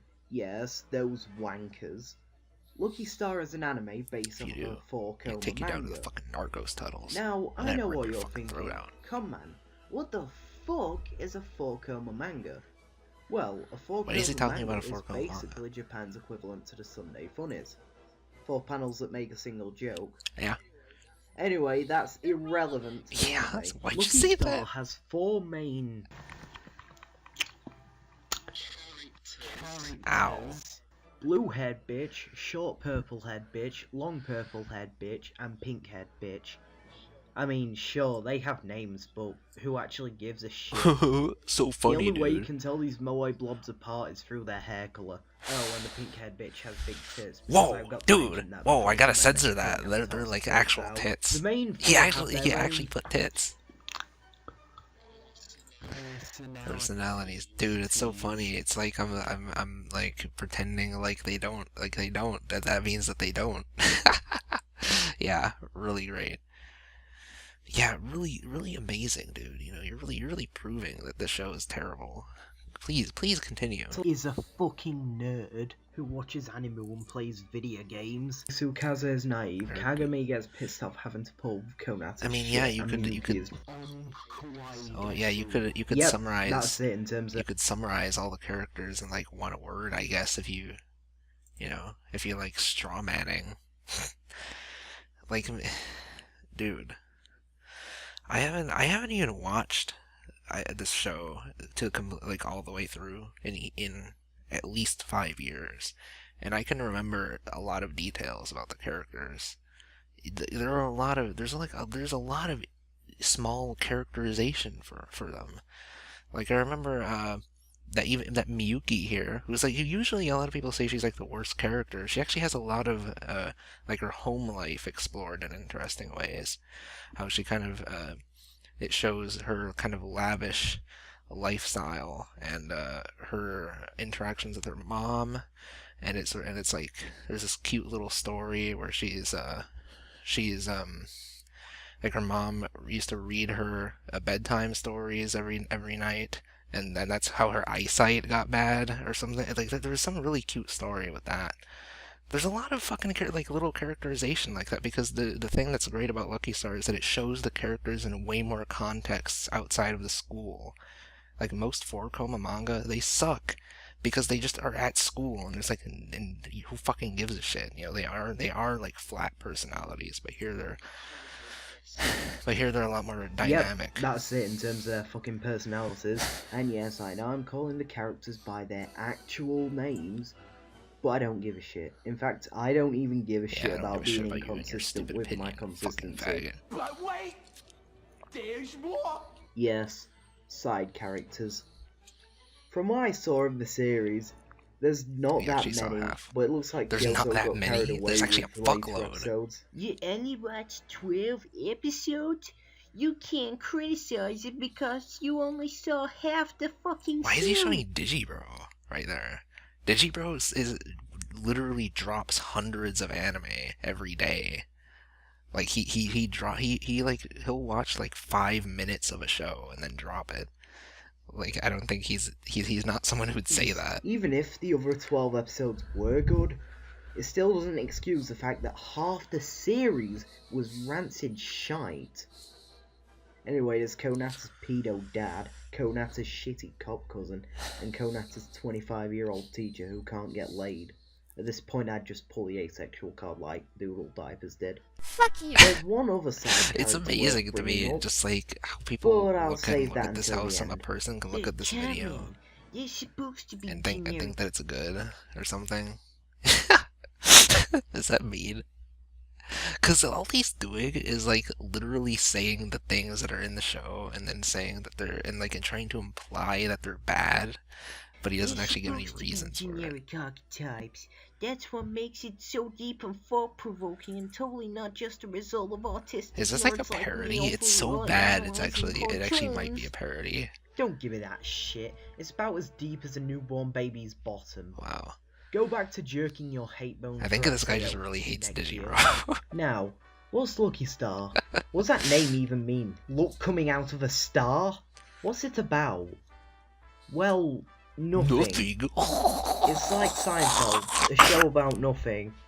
But even if I haven't seen Seinfeld, I can still tell you that it's over 9,000 times better than this fucking shit. Lucky Star is fucking boring. Thanks a lot, Once you've seen one episode, you've seen them all.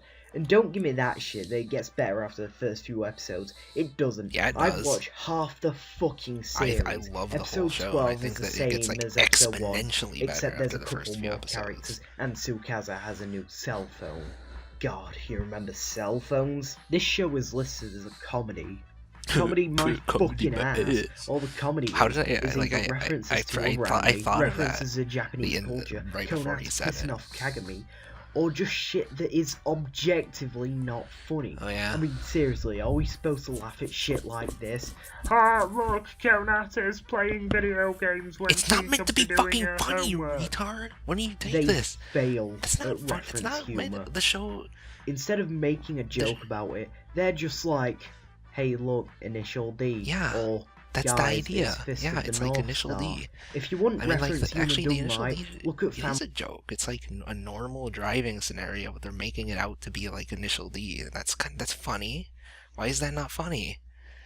It's reference if you know they like perfectly recreated what Initial D is like. How is that not cool? I don't know. Do you have no appreciation for anime? Do you just not like anime? Is that it? The people who don't like Lucky Star don't like anime. That's a conclusion. That's the conclusion I've come to. guy pre-season 12, because I haven't seen past season 11. If a joke isn't being ear rape told, is so funny. it's just the girls talking and talking and talking. Take for example, Dude, the more he rapes my ears, the more he gets his point across. It's a conversation on the different ways to eat food, and it goes on for fucking ever. But Cameron, that's only episode 1. Okay then, you fucking nerd. How about the beach episode where the girls are talking about how hair is squeaky when soaked in salt water? What's he talking about? They make a conversation out of every solitary fucking thing. Yeah. I guess I'll bring up the OST. It's fucking shit. No, it's not. It's annoying. Really fucking annoying. It's even more annoying than YouTube how does someone notifying me think the about my music Mate in Lucky live Star is streams daily. annoying? Here's a snippet. Who the fuck would think that? This is dope! This is dope! I'm banging my fucking head! You just ruined it. There's no point in bringing up the opening, everyone knows how bad it is. Hell, I've even brought it up twice before. But I'd like to bring up one more track. Take a listen. Cool review. Coincidence? Probably. This segues onto my next point, however. This music track plays in the final segment of each episode, that being Lucky Channel, which has two characters exclusive to the segment, aside from the guy cameoing here and there in the actual show. Akira, an annoying bitch who abuses her co-worker, and her co-worker who has to pull with her bullshit. Lucky Channel segments add nothing to the show aside from extra fluff to fit that 22-minute time slot. And then, at the end of each episode, we get to hear a classic anime song get butchered by these voice actors. Now, I don't watch too many animes, but there are two songs they ruined that I actually did care for. Shala Head Shala and Iowa Commodore. That's the best one! How the fuck you pronounce it? That's right, they shat on Fist of the North Star twice. That's the biggest shit on the franchise. Like a gar The fag. Sora arc He's like and DD Fist of the one North of Star those combined. people who just really loves big muscular men. What else to in talk anime? about? He just likes big Oh yeah, dick. the fans. He's just gay. These are the fans. That's the problem here. This guy just really hates Digiro. That's funny. It's kind of funny.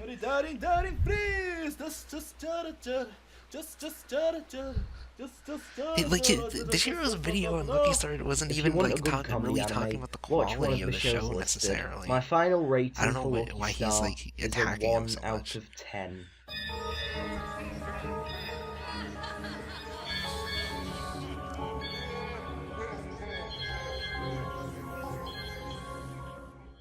The backwards man, the backwards Whoa. man, the backwards man, the backwards man. Whoa, dude. Chill. He had a really bad word right there. Is this like a joke? Is this guy, I don't know, this guy's like almost a parody? I can't tell. He answered. I don't think he's actually, I think he's being genuine. Yeah, I can kind of tell from his other videos that he's the autism files. I can kind of tell I get his shtick. Like, people like this exist. I can see it. Yeah. Whatever.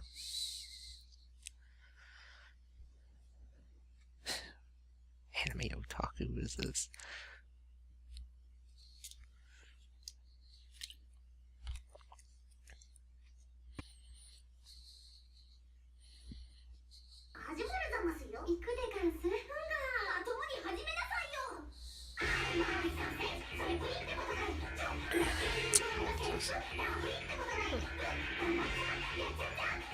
What is this? He's just playing the whole banana. Yeah, this is so long. Maybe this is. What if this is like, dude, think about this. What if this is like some weird callback to that other video that's really old?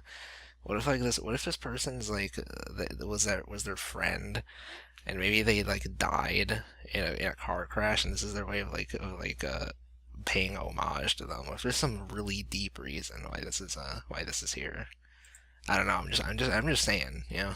Hello, it's Anime Otaku here. Welcome back to another anime review. Today we're going to be talking about Lucky Star. Lucky Star is a slice-of-life anime made for younger teens. You're following the life of four girls. Kanata, Kagami, Tsukasa, and Miyuki. You got your otaku, your mean girl, your klutzy girl, and your moe. This shit? Like, it's amazing to me. If you guys don't know what moe is, I'll leave a description in the description describing what moe means. You didn't. But if you're an anime fan, you know what moe is. But anyway, the storyline in this anime is a little kind of bland-ish. I mean, they talk at school, they talk at home, they do homework and study, they do some other things like go see fireworks and stuff, but it's kind of bland for me. A lot of slice of life I watch usually has some kind of action in it. What? Or some kind of romance in it. It's action, this slice doesn't of have life. really That's much of interesting. either, but it does have comedy. I can't really think of like an action slice of life. I guess the closest would be like Danchi Kokosei no Nichijou, I guess. That's like the closest.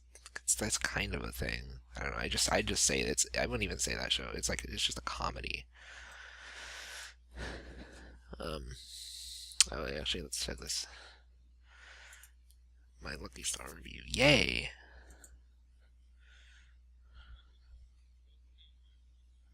Lucky Star is the best anime of the Disney Renaissance, only being rivaled by Avatar and Forest Meme. This show's anime plot is deeper than any plot in the history of anything ever. The show has great moments like, I don't do it. But Kagami, weren't you doing it this morning too? Told ya. Busted by Dad. and don't forget. Hey, Tsukasa, which end of a chocolate cornet do you eat first? Huh? Dope. I think I started the head. Really? Dope. And the unbelievable moment of... Someone's pissed in my soup. Wait. Lucky Star's plot is the most You know dramatic what? You know of any what I want Chinese to do? cartoon. Just look at this super I dramatic want to make moment a when like a really God like a damn it! Another serious. great aspect of it. I want to do like a. This is actually something I kind of did with my Hidamari Sketch review, or not review, Hidamari Sketch analysis video, but not quite to the extent. I think like I could take it a little farther. Basically, I want to make like a serious deep analysis of Lucky Star, like an actual like big, like you know, and I want to make it like actually make a lot of sense, so people just shut the fuck up with this whole like man, the Lucky Star and all these like slice of life where nothing happens is just lame, dude. You know, it's just like nothing happens. There's no point to it, dude. Because there's a fucking point. There's a fucking point to everything, you know. Most things, you know, have a point. And so I don't know. It just really annoys me when the show when it means a lot to me. Okay, that's enough of that crap. Another perfect aspect of the show are its great multi-layered, in-depth characters. They are. There's Konata, that They legitimately are. relatable weeb. Kagami. I'm mad Tsundere, that you're being sarcastic about this. Miyuki, the pink-haired one, and some other purple-haired Why'd she one. do? I don't really know. Why do you do them like that's out it. of No order other like that? characters. No annoying talk show hosts. No weird gremlin child. That's completely it. And don't forget its unbelievable soundtrack. Oh, God, please Why do make people it hate the stop. soundtrack? Not many people know this, but God was going to destroy the earth until he found out about the holy creation of Lucky Star. Here's a word from one of the satisfied fans of the show. What the fuck was that? Remember, if someone says Lucky Star is bad, they are wrong and they deserve to be hanged, and it is your You're job right. to give them the death You're penalty. right. Where was I? I think I was talking about characters or... You're right. I would actually legitimately murder Alright. anyone who doesn't like Lucky Star. I'm not even joking. Lucky Star's best anime. I hope you guys enjoyed my super legit review. My closing thoughts are the best waifu is Sojiro. You suck, dude. You suck.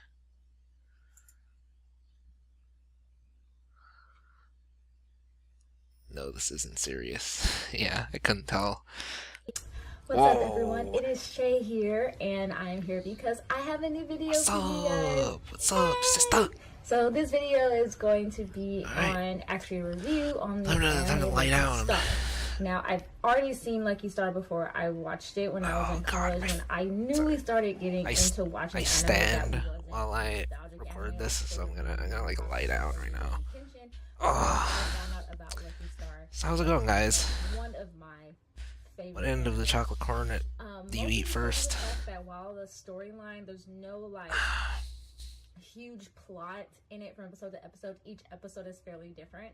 But the reason why I liked it was because of the characters and just how funny the show was. It's been really cold outside recently. Talks about or is about 4 girls who are in high school. I'm kind of, I don't know. Izumi, Konata, Izumi, Konata, Tsukasa, Kogumi, and also Miyuki. Those are the 4 main. I feel like whenever I put my these like, high school girls, and basically it's like I put a blanket on, it's like I get too hot. Like sometimes it's just really uncomfortable. Miyuki, one of the characters, stuff is super smart, sucks. but she's kind of a little bit ditzy, and what Konata likes to. You ever have those moments where you're like, moe, because the fact you're like in bed at night and you can't go to sleep, and then you get like really mad at yourself that you can't fall asleep, and then it like prevents you from sleeping, and then you just get into this mental loop, and then you just end up not sleeping for like a whole hour. But she's kind of also really sucks. A little bit like. Also kind of ditzy, like she doesn't understand a whole lot of stuff that most people should kind of know. She's very new to the world, and she I kind of has wish childlike capabilities that I really love about her. I didn't have She's to so like adorable and so cute.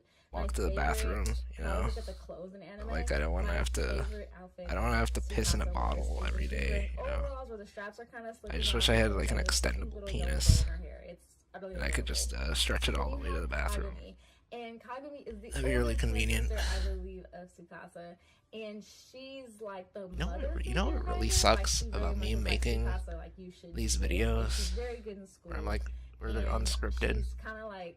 I have to like turn off my fan, and then the last person that we so have my room is really hot, and in order for me to like cut out a lot of background noise, I need to be standing. So my feet just really fucking hurt, dude. It just really sucks. So sometimes I just really need to lie down. I'm glad you guys are here to comfort me here right now. Because of the fact that oh man, it's really nice. Anyway, that's what the show is mostly about. And I love this position I'm in right now is really cool. Part of I every like this. episode, it ends with a segment Right called here. Lucky Channel, which has a Kira Kogami and also Mira Shiraishi. I believe I'm saying the names wrong. I do apologize. And they're the 2 hosts. So how you guys of been Lucky doing Channel, recently? And Akira Kogami is like a idol, and then you have Been good? Shiraishi, who kind of comes in during the first ever. I feel like I'm slowly descending into hell with each passing day. Kind of not disrupts the show. But it's but okay, man. It's all right. Just new to the show and it's kind of. I've been good. As the show progresses, you see Overall. that ending part. Yeah, I enjoy some things about life. But yes. Sometimes I get a little It's a annoyed very good show. at It everything. has a lot. One of the reasons why I went back and rewatched Yeah. it is because when I first watched it, I didn't understand That's a lot of the life references sucks, that are yeah. in the show. They have a lot of different references to other animes. And when I first watched the show once again, I was very new to other animes besides the nostalgic You ever, ones, like- so I didn't understand all the references. You ever But just when you're when I out and you're rewatched it, like I understood you're more looking because for I understood for more food to anime, eat, so I saw the heart of you just Yuki don't even reference, feel I like saw the going through the Totoro effort reference, of and I saw the stopping Fullmetal to eat at Alchemist the reference. actually good place. Because You just of the you fact just I'm said now, I you're haven't just like, seen well, Haruhi Suzumiya, I but mean, because Chick-fil-A of the is fact like that good show enough, you know. has been so popular and people always talk You about pick it up, I know who and that then character you is. hate yourself, and you're just like, Sergeant Frog I've seen, That's so not that I good. love that show also. And then of course Fullmetal and it just Alchemist. sucks when you have a stomach So ache there's other after that references in as there well. too. I believe there's also like maybe a Dragon Ball Z reference and That's stuff like that. even But worse. overall, this show is hilarious. If you have not seen this show, Sometimes watch it just, I feel like you know, every I anime just should regret watch a this lot of show. decisions, Look for but the it's okay. references. If I've missed any, comment them As down long as below, 'cause as I'm we're sure I've living missed every some. day. The music in the show, I love the opening of the show. It's the same opening from every single episode. The ending. You know what's really though, is funny? always changing. So at first, the Ever since ending I've been is making the whole anime karaoke videos, bar.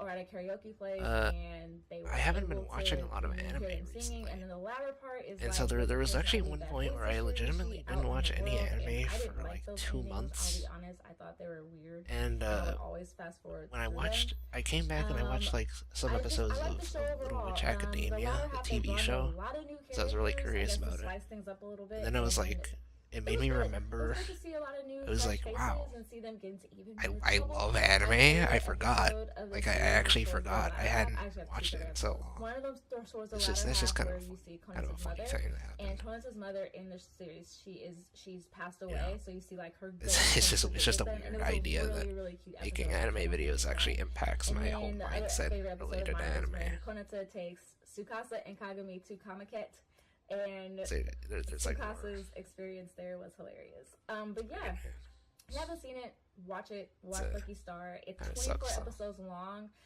The show is entirely on Funimation, so if you have a Funimation account, it is on there dubbed and subtitled, so you don't have to worry about trying to watch it dubbed. If you don't like dubbed, you can watch it subtitled. If you're someone that doesn't like subtitles, you can watch it dubbed.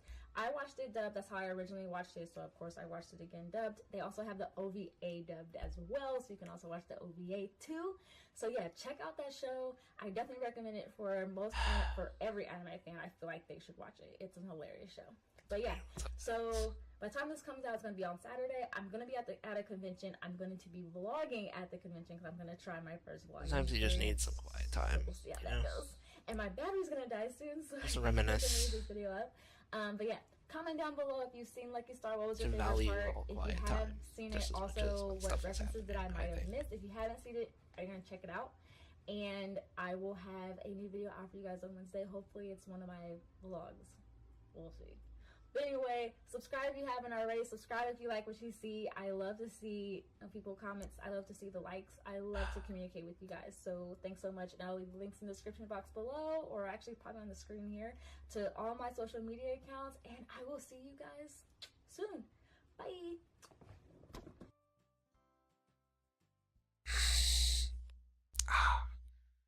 That was a good rest. How you guys doing? Ah, man. My feet feel a little bit better now. So let's continue with Lucky Star. Ah man, I feel a lot better now.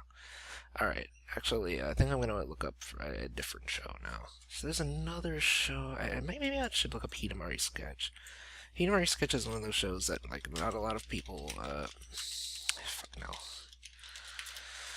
Not a lot of people watch it, but the ones that do kind of like it. I don't know. There's like not a lot of people that seem to hate the show, but it's not really.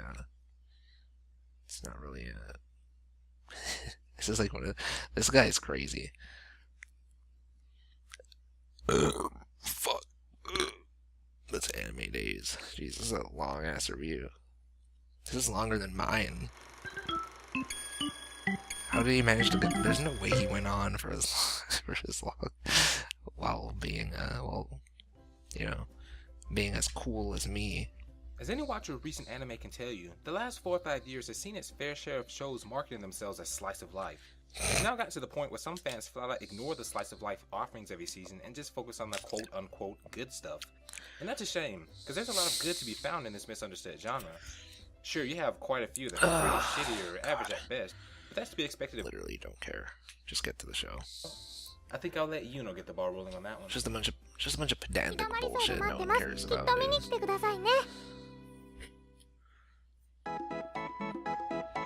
Oh man. Really sucks with my fucking neighbor. He's fucking running his car again. Why at this time of day? It's like the hottest point of the day. Fucking faggot. I'm gonna go out there and punch him in his face. Right now. How's that for a natural Lucky Stars-esque scene? I let you hear it all. Kick him in the nuts. You hear his screams of agony. That's how to get immersed in this video.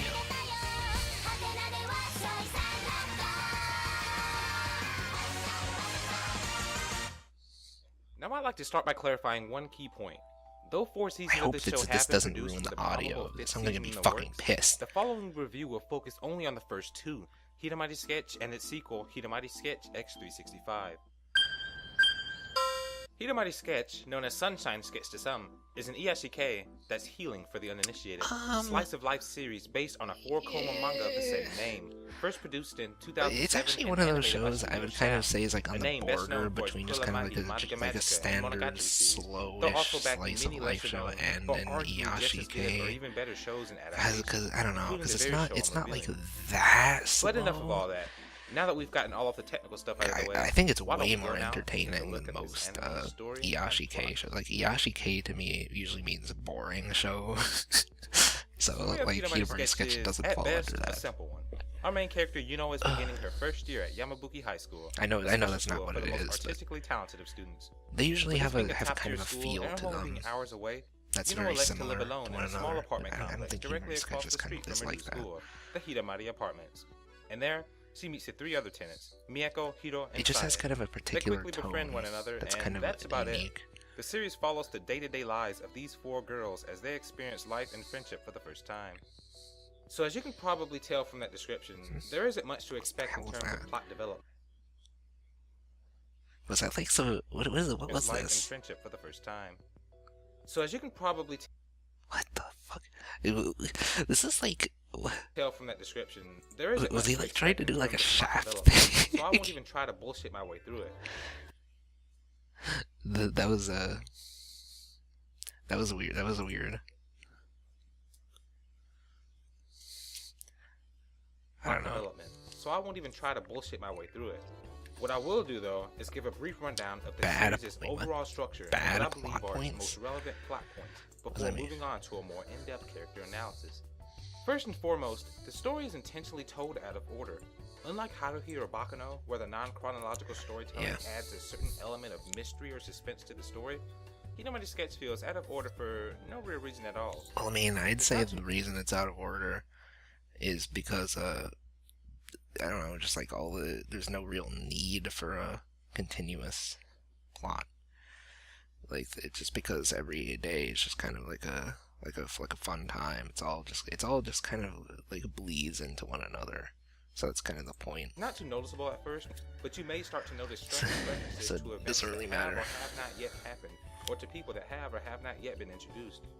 For example, in season 1, there's a scene where Yuno wakes up late for school because she stayed up late pointless finishing a painting, edits. or so she says, for the next day's art festival. Yeah, Shit he's like happens doing. and Miyako ends up All I can submitting think the of is he's trying to do unfinished like a painting in the shaft. first place, much to her dismay. Maybe that's But then, genius. in Maybe season he's 2, genius. We get an episode taking place the day before, showing us exactly what Yuno was doing and why she stayed up so late. Confusing much? But that's No, really a it's minor not. peeve at best. You probably won't even notice it. This series is a bit too long. I don't really care. And he's fucking anime in 120 seconds. Okay, man, why do you have to do this? Like, why do you have to limit yourself? It's so funny to me when people make anime in like or like 5-minute reviews or something like that. They sacrifice the content of their video like for a catchy title, I guess, or what they think is catchy. I don't know. Why do they do this? Like, there's no way that this video is gonna be good. Because it's 120 seconds. Anime is art, and he just has like there to, are like, many different types of paintings in the world, he's gonna there are waste also a lot of many it, different I'm anime art sure. styles. In the world of anime, Studio Shaft is kind of like the Pablo Picasso, as abstract as it gets. And that even holds true with one of their older series, Hidamari Sketch. The story follows 4 girls who attend the Yamabuki Arts High School. They also all live in the Hidamari apartments and hijinks ensue. The series is slice of life to the extreme without much plot progression. Each story has its own standalone story. However, They just say the each series is story more has its focused own on the standalone comedy story. aspect, and in that regard, it excels. The main characters of Hidamari Sketch are the 4 girls that live at the Hidamari apartments: Hiro, Sae, Yuno, and Miyako. For a slice of life comedy to succeed, it has to have good character interactions. In that regard, Hidamari Sketch knocks it out of the park. Each character has her own. I'm gonna give unique this guy some personality. credit. For instance, Miyako is the silly one, and Yuno is Yeah, the innocent one. I'm gonna give It's this really guy some interesting credit. to His see video, how like each his character responds to videos, their everyday so far it's not really been like, it's not interesting, obviously, but there are no Okay, never really mind. enjoyed the opening, I was gonna but say there were like none a of the few, intro there were like songs barely made it any to that. jump cuts. The main reason why I checked out Hidamari Sketch And is he doesn't. Studio Shaft, for a lot of people, I think he actually is reading from a script, but he's like cleverly hid it, for me, I find it to be a breath of fresh so air compared to so it doesn't look the so rest of the fucking anime that comes awkward. out each year. For instance, when a close-up of food was shown, it would use live I action. think I saw. I think I things saw like him that glancing made at this it for a series second. interesting to watch. So who should watch? But still, he's Well, like actually if you looking enjoy at the art you. style of Studio Shaft, think Monica or Monogatari, you might want to check this out. So like the presentation of his Or if video you is like not slice of life awful. comedies that follow a group of girls, think I think it's just maybe or my standards are K-On!, so you low. might want to check this out. Or vice But versa. I think Well, that's this. it for this anime in 120 seconds. I hope you enjoyed it, and if you did, please comment, like, and subscribe. And until next time, see you later.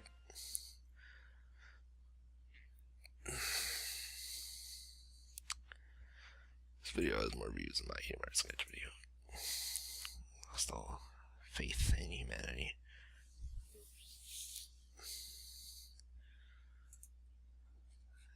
There are not very many Hidamari Sketch reviews, are there? Spoiler review.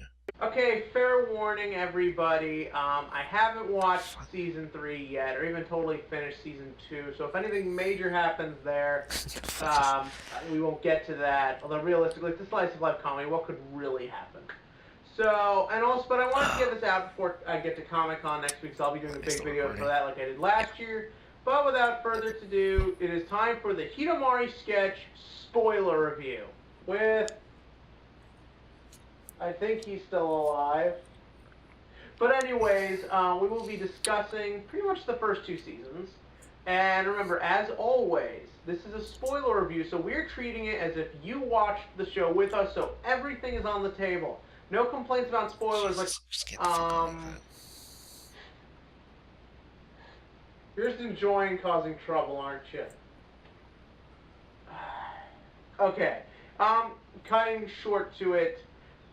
Really getting into it, the season 2 subplot of Hiro and Sai Sai having a lesbian crush on Hiro, I think is pointless. I mean, it's not really like a main thing, so I mean, I don't know if it would have a point. It doesn't really. He's right. It doesn't have a point. I mean, like the reason why it's there mostly is just because the author of Hidamari Sketch is really gay. Really fucking gay, and she's amazing. She's fun. She's hilarious. So I think that's funny. But why the fuck is he talking about this? Why is he standing like so? I don't think standing this far away from the microphone is really shocked by that. Is a good idea. Blinded in the first season. And the presentation of this is like weird, really weird. This is a weird video. Let's see why Hidamari Sketch works. It's not very long. Kevin knows. Damn, Sony Vegas Hidamari editing. Sketch is a 2007 slice-of-life comedy anime. Those of you who are wondering, slice-of-life comedies basically just follow the day-to-day lives of typically high school girls. I'm gonna blast my brains out. Sometimes they'll add out my brains. an element to it, a romantic subplot, weird psycho incest harem stuff, but a lot of times they just follow life and there's not a lot going on to them. Hey dude. And sometimes people like them and sometimes people Legend don't, of the Galactic Heroes is a slice of life show. It follows it shows slices of Yang Wenli's life. Why animate something with such a simple premise? And Reinhardt basically means we follow von a young girl named Lowengram's life. As she goes It's a through slice her of time life. in a art high Does school, that mean that there's no point? I guess Legend of the Galactic Heroes has no point. The wacky Miyako, the straight-laced Sai, and the self-conscious Hiro, as they just go through their day-to-day adventures. Pretty much that's it. Literally, that's what everyone says. This takes slice of life to a whole new meaning.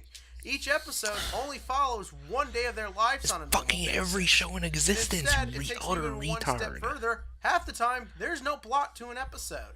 Whatever the title of the episode is, sometimes they'll be like going to the beach or something. Sometimes and the thing is about that that's a is plot. That it does make it very Sometimes jarring it, like for people. sometimes it'll be about like stressing over homework or something. That's a plot. How is that not a plot? Actually told out of order. You start off in January, then it's August, then it's back to winter, then it's spring, fall. This does get very jarring for people.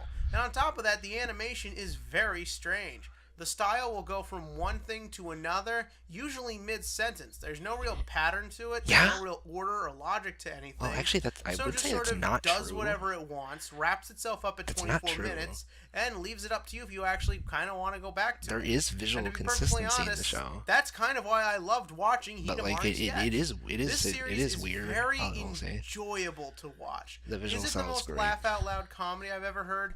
No, but it's funny, and it knows it's funny, and knows why it's funny, which is very important. It's not funny, this but show it's funny. is funny because of the likability of the characters. Yeah. Every single one of them has their moments. Okay, Sai and Hiro, most of the time. Not really, but we'll get to them in a bit.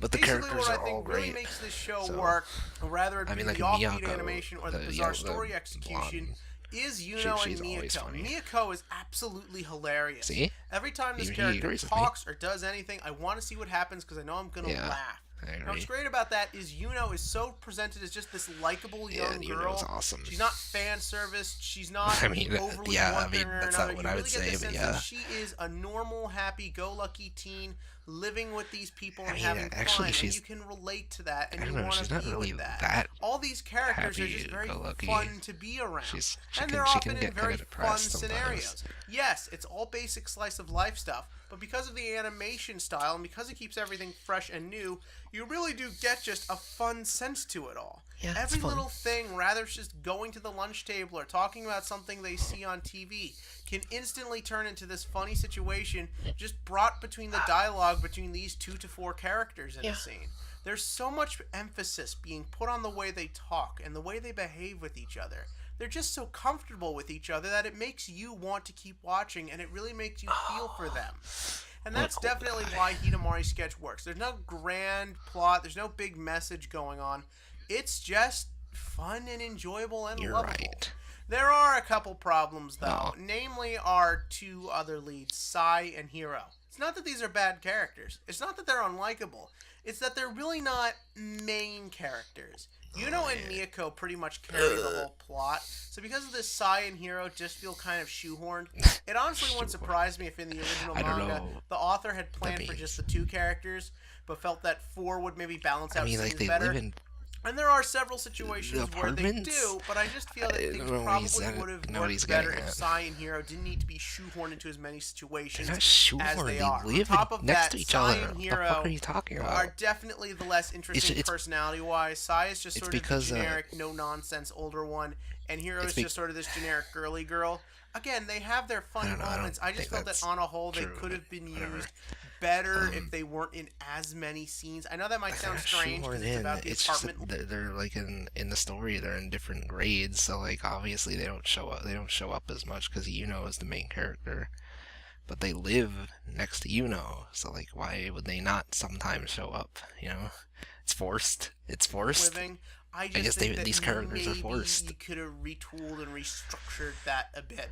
Also, their teacher's pretty insufferable after a while. Sort of that annoying, selfish kind of teacher role. She's amazing. She's queen. But you don't really need to in something like a slice of life comedy. Fuck you. And that's sort of why I love this show. It's being different. It's taking chances. It's doing different things. Things may not always work out for it, but this show, it's always worth finding out what's going to happen next and how it tries to fix and change up plot and story structure and animation telling. That's why I'm going to give Hidamari Sketch an 8 out of 10. Whoa. I really think this is a show you should check out. You might find it a little distracting. You might find it jarring. But if you're able to get past that and watch what's going on and enjoy these characters... But yeah. I'd give it a 10. 10 out of 10. Hey, it's me! Wow! Look at this video right here. That looks like a really good video. What the fuck? Holy shit! Is this some Ascended shit? Hold on. Lucky incomplete. Is a slice of life comedy anime about... Holy shit! My mind is being blown. Right, this is like what happens when your mind just gets exposed to just it's everything is blasting by me, dude. I just entered the singularity of the universe right now, or whatever the fuck. I just entered this secret, just this place where everything's rushing past me. Work in progress reviews. Think about that. Think about how big brain you have to be to make shit like this. 4 girls attending What is an this? art high school while living together in an apartment building called Hidamari Apartments.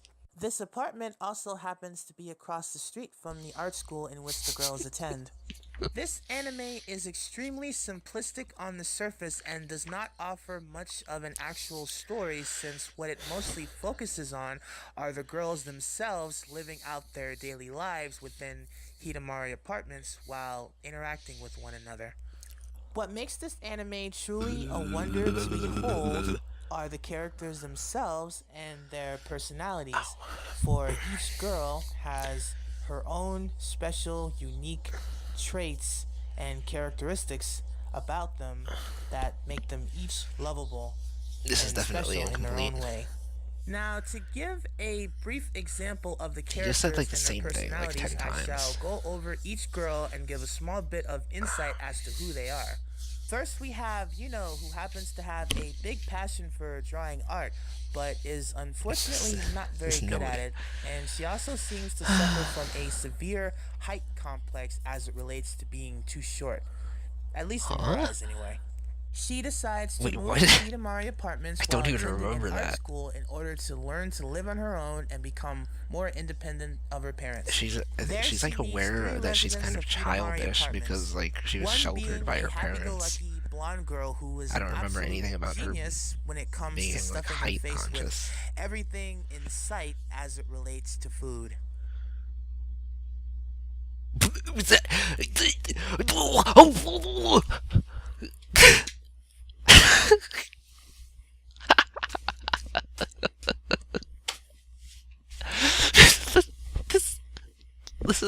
This guy has the biggest brain I've ever fucking seen. This is how you do it. What? Wait. This was actually to make my very first, but I lost interest in it. So I just figured, holy shit, I want to do something. I want to do this. I need to write this down right now. I need to write this down.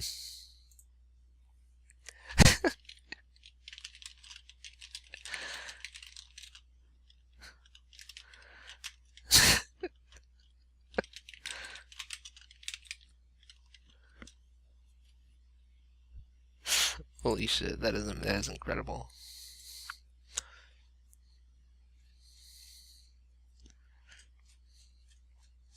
Alright, I think that's it for Hidamari Sketch.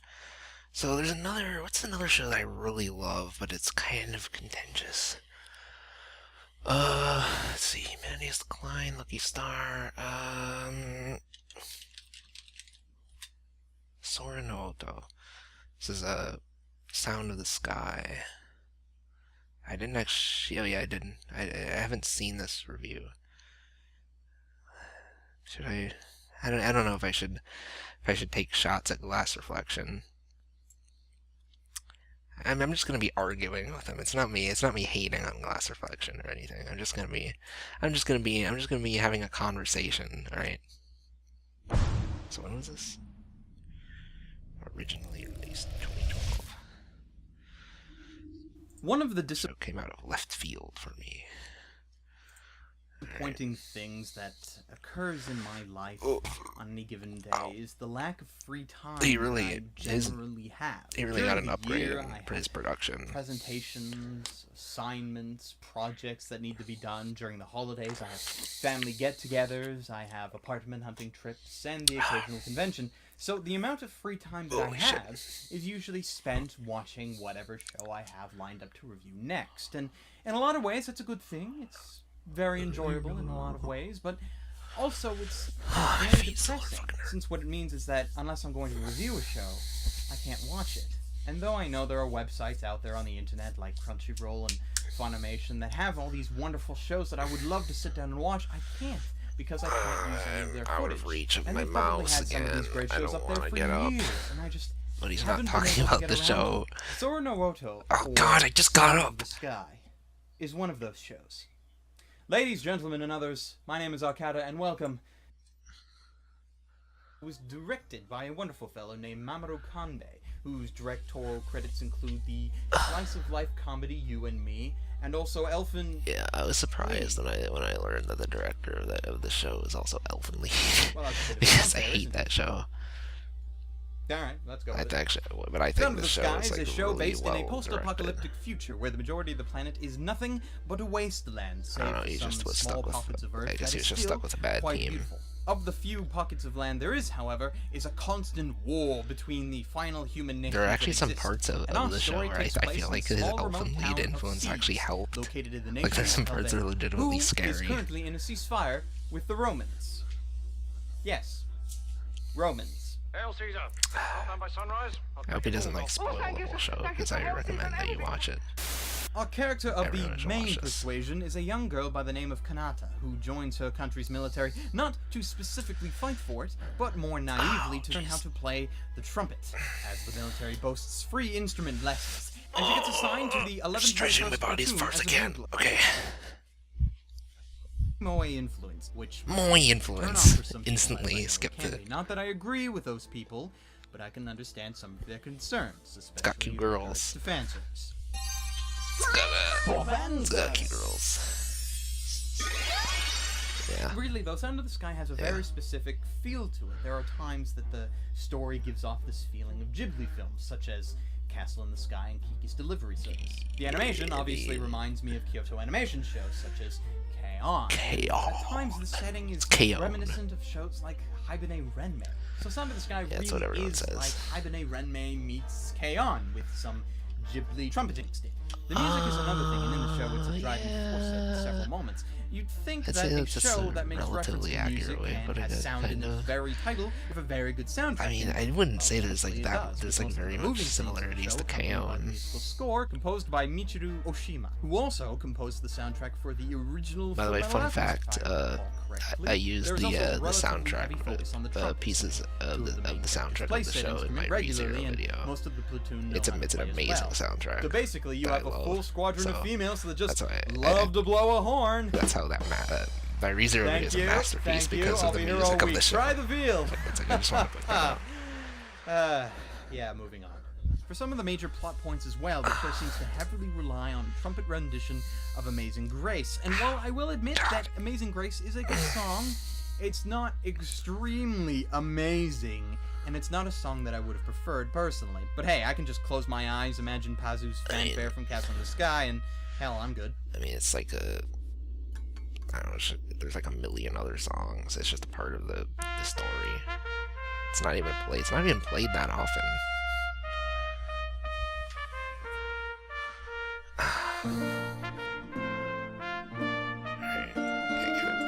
Very somber music that Lead had, and it's something very special to behold. The opening of the show is actually kind of like Elfin music behind it. Now that I think about it, the dub for the show is also freaking amazing. It's probably one of the best dubs for any show I've ever There's a heard dub? ever. Let's take a gander, shall we? Oh, he's making a joke. I was actually gonna go crazy. I didn't know. Oh, I'm sorry. There is no dub. Good. Silly me. The voice acting in the show is fucking amazing. I don't want there to be a dub. Putting dubs on their new shows, mainly because it is an expensive venture after all, and it's just much easier to ship their DVDs with just subtitles and no dub, but I feel it's becoming a bit of a bad habit. Say what you want about the sub versus dub argument. Sub is the original version and should be the only version people watch, and yada yada yada, that whole argument. But at the same time, you have to remember that there are people in existence that won't watch a show unless it has a dub. Nothing beats watching I kind of sympathize with people who want to Sora no Woto. Instead of having to constantly look down at the bottom of the screen. I don't know why people that can get don't. Really annoying after a while, and sometimes people just prefer to not have the I don't know. I don't get this argument. I can when I watch anime, I can see both at the same time. There's no issues Plus, I with know me. many people that just outright refuse to watch a show without a dub. I don't. Because Like, I'm not saying they just dubs don't are like bad. reading subtitles. Well, what do you do with those people? If you like me and you watch a great show, but it's sub only, I can't show I just the show to those my people issue is just that there's no reason to have any faith in dubs. Depressing to me. The DVD set Because did come with this, they're wonderful usually little very unprofessional. I don't have anything inherently against them, but like, and even in like the Sora no Woto's case, it's like a kind of a slow anime where there's not really a lot going on. So I can understand if people just want like a dub, because it would be just kind of chill, you know, and you don't need to focus that hard on it. So I can understand like why someone would want a dub for it, but like, there's no way that the voices would be as like soothing and good as they are in the Japanese version. So I don't know. So, that was a nice touch. English women are not as cute as Japanese women. I'm sorry. It's just true. The music was superb. The Did he even talk about anything about the show? Real pleasure to watch. What the fuck is with the bad? What is this? What is this? There is no bad. There's literally no bad. I don't get it. Moe Kyun? What the fuck does that mean? Are you trying to piss me off? Do you want to incur my wrath? Is that what you're trying to do? What does that mean? He didn't even, like, was that, so that one little clip of Kaon, where it's like, Moe Kyun, that's a bad thing with the show. It's that one clip from KO. You fucker. You fucking piece of shit. So it has cute girls, so it's bad. That's what he's saying. It's bad. The cute girls are bad. I don't know. I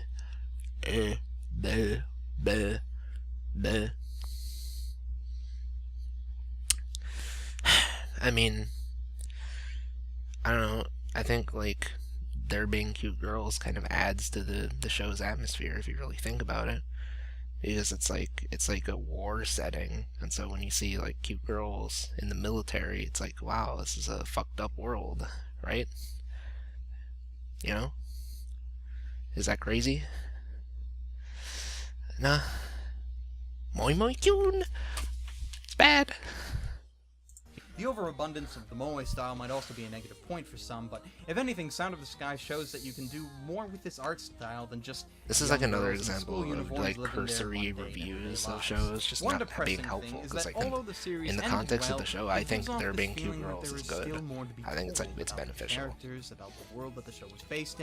Because he doesn't actually address that perspective, because he's too obsessed with like being very general with his overview. It just doesn't communicate anything at the end of the day.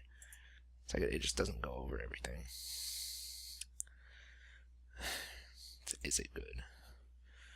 Sora no Woto, Sound of the Sky. Sound of the Sky, otherwise known as Sora no Woto in Nippon land, is a moe slice-of-life show that the uneducated refer to as Kaon, but in the military. Okay, I guess and despite America's poor educational system, you people have no excuse to write this show off as a Kaon clone, because, let me tell you something, this is the best damn slice-of-life of all time, in my opinion. Please don't get pissy, Internet.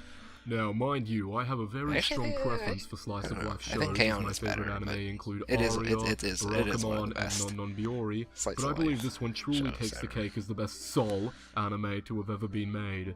Due to my deep love of this show, this review will be rather biased, but bear with me here, as I'm sure listening to my points on this show will be enough to convert you to the Moeism dark side, if you will. To set a setting here, the show's main girl is the typical bubbly, flowery soul girl called Kanata Izumi. No wait, getting my protags jumbled here. Here it is. The only reason I find that funny is just because I like Lucky Star. She fucks up a lot, has little to no common sense, and is somehow forgiven because cute girls are the most holy of beings. Just because I like this guy. This guy's good taste, you know. He likes Lucky Star and Sora no Woto. We'd probably get along. Can afford instrument lessons. Fortunately for her, the platoon she's sent to only has 4 other members and is in a typical gorgeous quiet Ghibli town number 9. So they don't do much actual military things and instead just keep to themselves and help around town. Normally I'd loathe a character like Kanata, but she synergizes so well with the rest of the cast that it's kind of hard to hate her. As for the rest of the cast, they can be described with pretty much one line. Noelle is the hyper-genius Kudere, Kureha is the tsundere, Felicia is the airhead leader of the platoon who is a lot more capable when she lets on, and Rio is the senpai.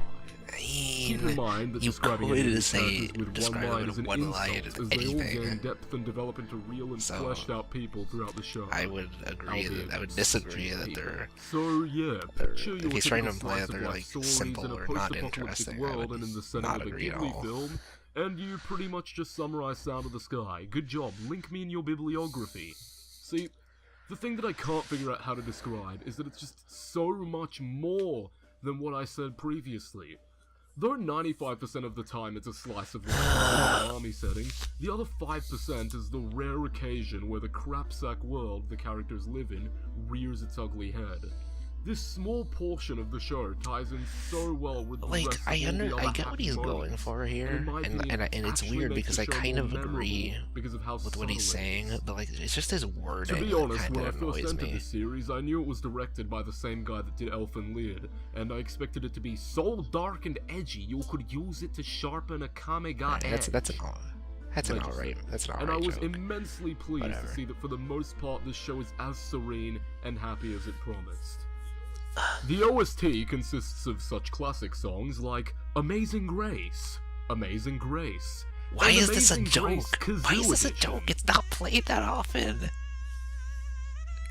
The soundtrack has 1 million songs. There's like 50 songs in the soundtrack, other than Amazing Grace.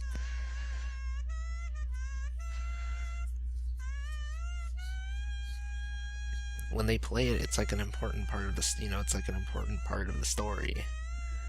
Really though, the OST is great, but somewhat forgettable, and depends way too much on playing a trumpet rendition of Amazing Grace whenever possible. Luckily for Sora no Woto, this is all forgiven thanks to Servant de Feu, a song that despite having pompous French lyrics, is so beautiful that I'm tempted to declare Sound of the Sky as having the best And I anime also really OST love this of all one song I time. used in my ReZero video a lot. As for the animation, let's just say that the quality of this shit is glorious. You'd think A1 Pictures was using this anime as training for Your Lie in April. What? So, answer the question. What'd you Is it say? good? Well, you fucking from a piece of scale shit. of really fucking bad to really fucking good, I give Sound of the Sky a really fucking good. Yeah! Plus a vicious stab of approval, meaning What a cool regardless guy. of quality, I greatly enjoyed this show. Yeah, you're if you cool, like dude. Sound of the Sky and Bro want to see fist. other stuff like it, I Moe recommend fist. Hibane Renmei, a show that despite being different in setting, characters, plot, and genre, gives off an extremely similar feel. If the only reason you watch this show was for the girls in tanks, go watch Girls and Pancakes or something, you shallow dog. Also I feel subscribe like so people that I don't give die Hibane alone. Renmei Bye! way too much credit. I don't think it's that good. But whatever. I would recommend Girls in Panzer though. Everyone, like, it is not similar to Sora no Woto at all. But holy shit! Wait, Girls in Pancakes? What? I didn't even see that. Girls in Pants are fucking badass. Everyone should watch that.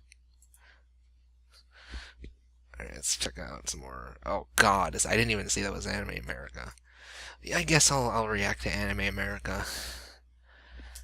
I don't think I've finished before any the world other became videos. as That's it not is even. now, That's not saying anything. God sent an angel to punish the world. The angel was wounded, and Skip all that. a little bit different. Something has a little bit of a amazing grace to it. Yeah. This is Sora no Woto, or Sound of the Sky. Wait, is this another channel entry? What is this? What is this? Why the Idol Master? Are they trying to imply that they're the #1 anime YouTuber? Is that what this is?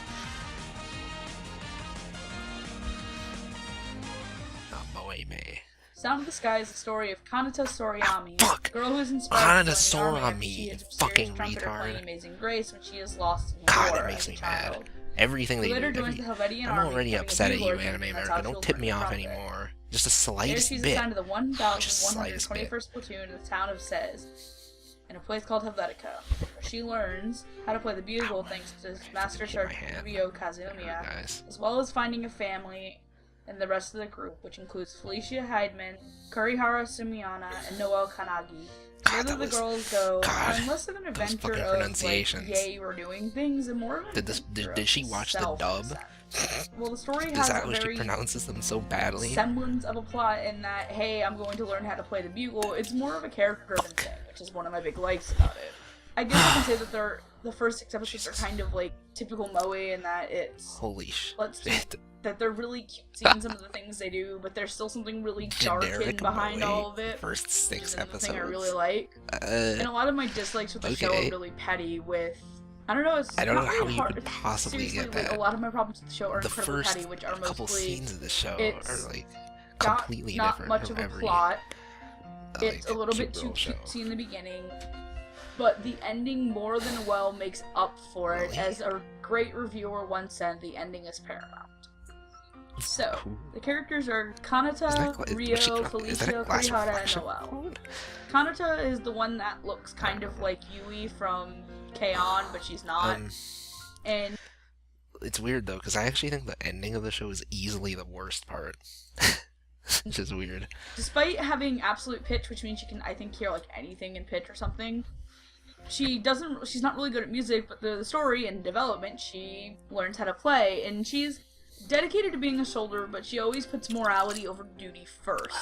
Rio is the one who just give it fucking, I don't care. Stuff. I would say that it is the final rendition, and it has to do with the music of the show, which is awesome. If we're gonna talk about roping things in episodes, the ending to the show makes me. It's like how when you watch Black Butler and you hear "I'm Alive," even though you know it's a good song. Is she talking about the ending song? You're just like, this doesn't Please, fit. people, Really, when you're talking about the ending song, say ED. ED. Not only is it less letters, so Yeah, you save your breath and you die like 0.5 milliseconds less, but you also don't confuse my brain for no fucking reason. What the hell just happened? So. But yeah, that ED from the show is cute and fun. It's cool. I don't even care what they think about what the overall score is for the show. I want you to think a moment about all the different genres you know in anime. Even the more obscure ones, gore and cars, for example. Why do I get most reviews?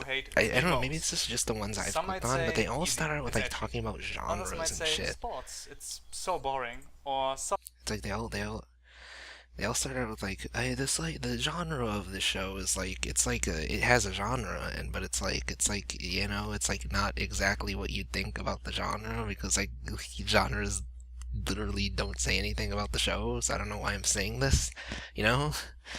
I don't know. I don't get why they all start like I might this. even say mecha. For me personally, it is a branch of military anime. More specifically, those I would title as war anime, like Grave of the Fireflies or Now and Then, Here and There. Today we are going to talk about one such anime, namely Sora no Woto. It's pronounced Sora no Sky. Woto. It The is W an is original silent. 2010 I anime know by everything. A1 Pictures, I'm a Japanese. studio that I hate just as much. And as if to add insult to injury, a single glance over the cover suggests that it is in fact a quote-unquote moe anime. It's got 12 main Moe episodes literally as well means as nothing. 2 full-length I just want to point that out. that tie in as episode 7.5 I don't know why people and even episode say it. 13. Just And whenever lastly, you're talking about like genres a are show with military, where music, the main sci-fi, characters are as cute well as girls, just say slice of cute life. girl anime. So let's go over Just some to quick avoid thoughts on pissing me animation, off. art, and soundtrack before we Please talk about cater the anime everything itself. to me, Like I please, mentioned, Son of or the I'll Sky get mad. is MOE aesthetic, and for a 2010 anime, sadly, What? it doesn't look too good. Especially when the characters are in the backgrounds, they seem watery or disproportionate. The hair looks like it was I hastily mean, drawn and faded sometimes, with I don't know, not that off. Like that, the most anime they looks like that.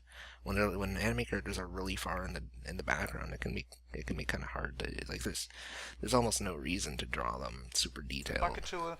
Nevertheless, the animation And I think that was makes up this for that with cap some was also from the OVA, which OVAs are usually not as detailed as the show itself. So I don't think there are that many examples of it looking bad Lastly, in the actual there are some sequences in the series. more important episodes, such as episode 7 as well as 12, where it is very obvious that more budget went into More it. often than not, the show looks fucking gorgeous, so I don't know why he's complaining about these little tiny details that suck. Like, the backgrounds are absolutely beautiful. I think the character designs are really well done.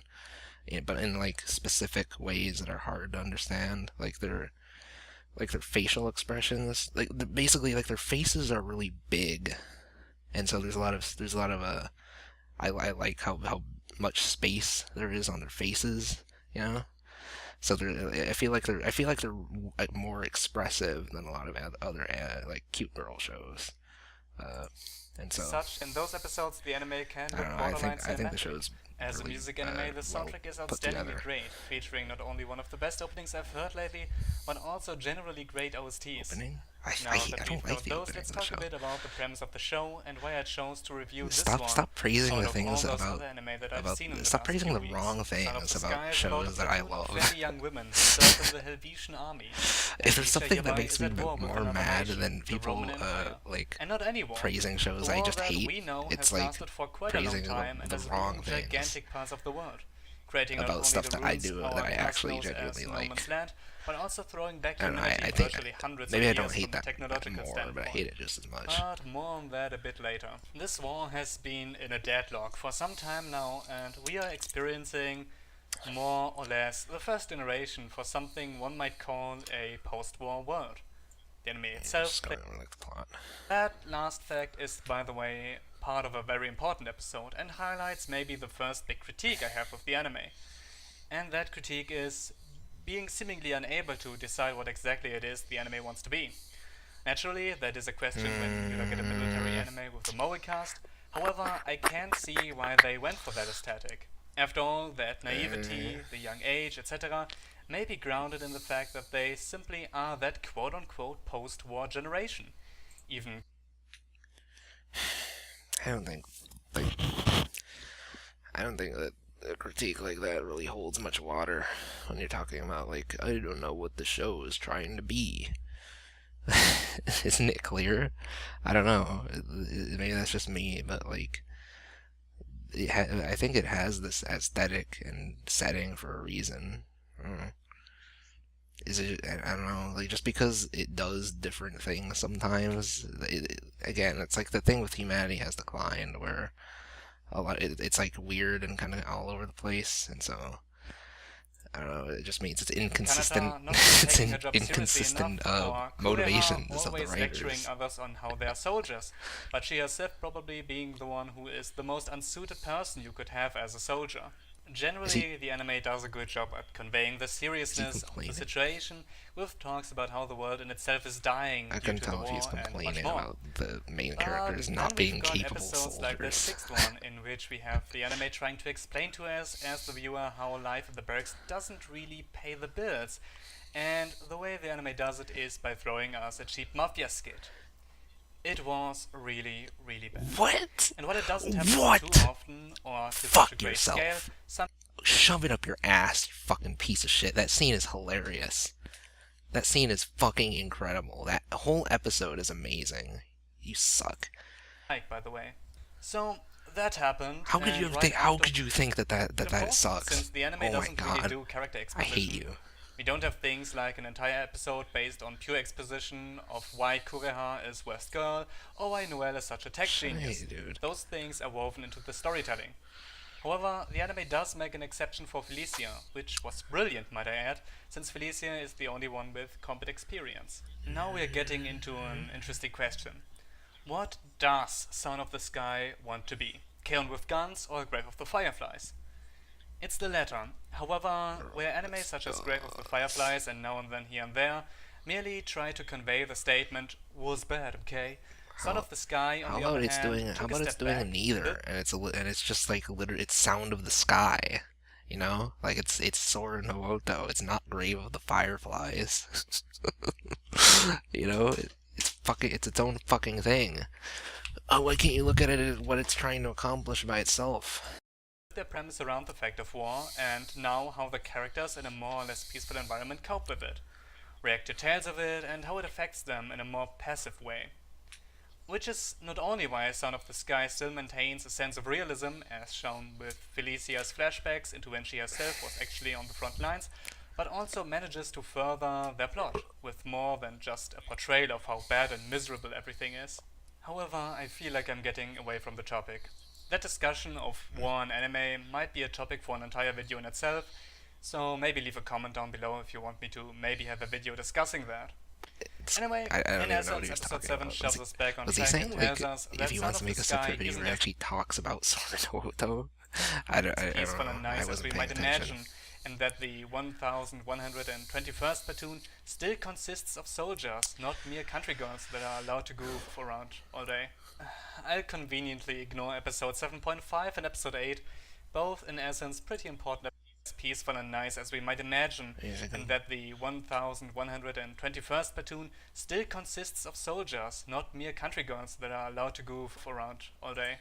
There's a legitimate plot reason why they're they're not given a lot of like heavy tasks. They still go around and do and sometimes do stuff like that are akin to like what a soldier would do, but there's an actual plot reason why I'll conveniently why ignore they're episode even there. 7.5 and episode 8, Should not pay both attention. in essence pretty important episodes, but lose the impact episode 7 had by 7.5 again is an going a bit amazing too episode. overboard with the cutesy comedy.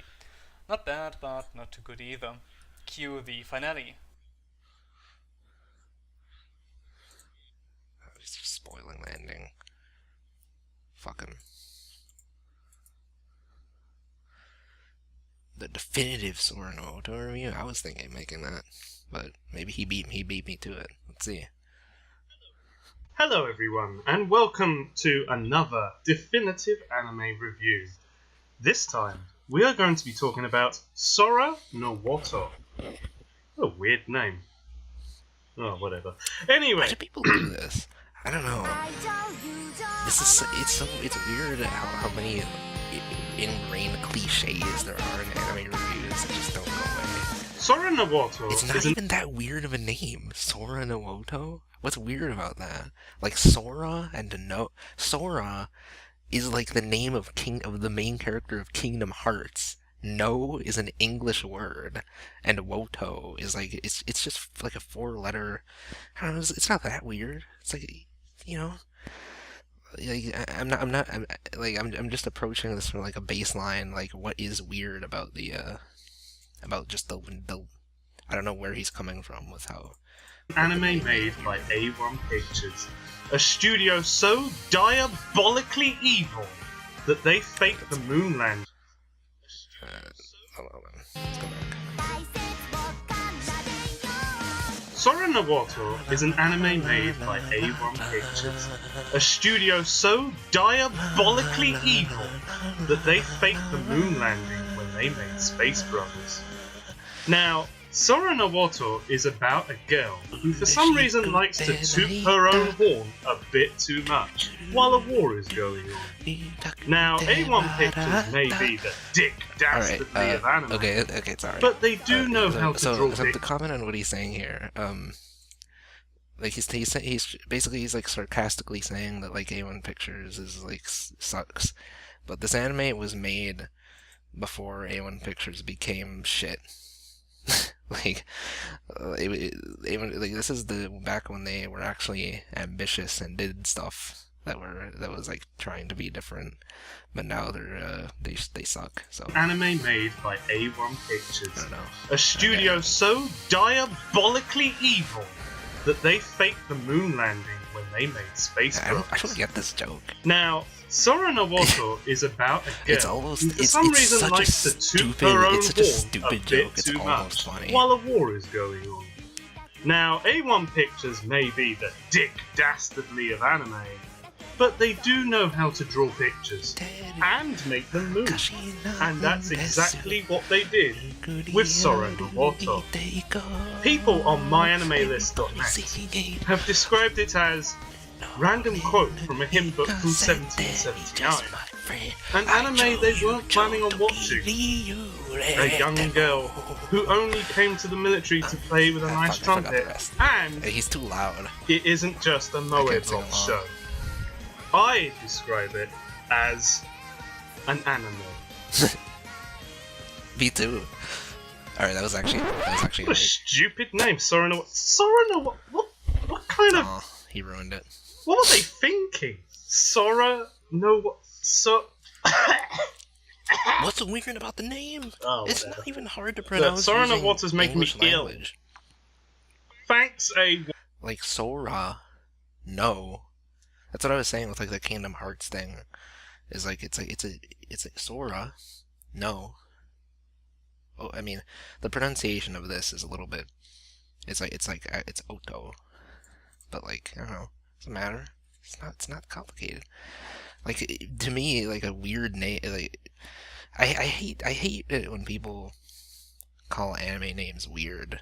Anyway, because it's fucking pointless. Who cares? But I don't know. At least do it with one that makes sense. You know, like there's that one show where it's like I don't even remember. It's like where it's like the name of the show is multiple questions. It's like I don't remember. It was or like problem children are coming from another world or something like that, question mark. You know, like it's just really long. I don't know. Whatever. Sometimes when I don't have a script, I can't formulate my thoughts very well, you know. What sound does the sky make? Thunder? Nah, that's wrong, Russell Westbrook. You're a baka and a ball hog. That's why Kevin Durant left. The sky plays Amazing Grace on the trumpet. Duh. Nigga, what?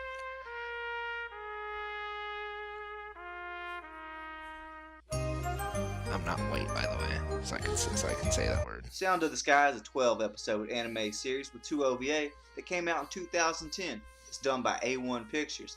Cute girls doing cute things, but this time it's set in a post-apocalyptic world, and the girls are in the army. Oh my god, my mind is blown.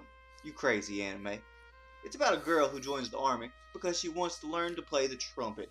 That seems like a legit reason to enlist to me. She lands in the super lax 1,121st squad located in a remote area. But she wants to play trumpet is that she probably... Our main characters are like, Private Moe, Private Tsundere, Corporal Genius, Sergeant sure. Major Cool Senpai, It's possible. Second Lieutenant Teen Mom, and Mascot. Who? Mascot. Who? I feel like it's Mascot. not that simple. Who? The damn owl. I've seen people call this series K-On! In the military, but a better analogy would be Arya in... I was gonna say, like, this image. I don't know, something off about the way the characters are drawn in this image.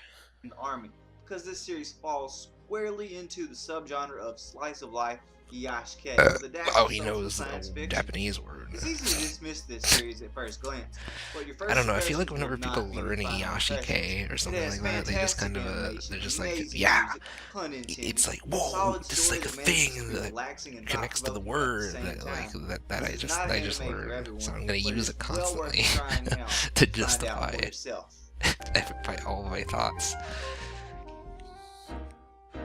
I didn't, whatever. Wait, this guy made a fucking... Holy shit, this guy actually made a review on this show. This guy's made a review on everything. You should... Okay, just watch this guy. You're joining a satanic cult and killing and gathering the blood of virgins while doing some freaky ass naked dancing shit to the PhD man-child. Sora no Woto, also known as Sound of the Sky, a military moe has it. adventure wartime 14-episode story. This show is a bit more obscure, flopped at the time of release, did not become very popular. Saw a few episodes for a friend and never heard of it again. Been hunting this out for a very long time. So this is a World War II era style setting, or pretty much there was a future with high-tech warfare and whatnot, which almost destroyed and left the world in ruin, losing technology, and the world is rebuilding up to scratch to a pre-World War II standard, you know, cobblestone building. And there's remnants left over of the ruin of modern cities and This guy is just the thing that's most special about this guy is the way he opens his videos and the way he closes them out. Like the middle of he just has like generic dumb reviews, but like the way he ends and begins his videos are just insane. To meet each other. I'm not gonna go too much into the storyline. Almost forgot fucking spiders, steampunk tanks. It's quite a wonderful and a beautiful story. The machinery is almost borderline steampunk. Very strong protest messages that's very anti-war about how devastating the past conflicts were. That hurt. 10 out of 10. Well drawn. Music score's great. Music's Oh, great. I actually give it a 10 out of 10. Sick. Oh, he usually ends his videos. He usually ends his videos. Like flipping off a camera. It's really funny. Yeah. Is that it for Sora Woto reviews? I mean, the show is not very popular, so I wouldn't be surprised. But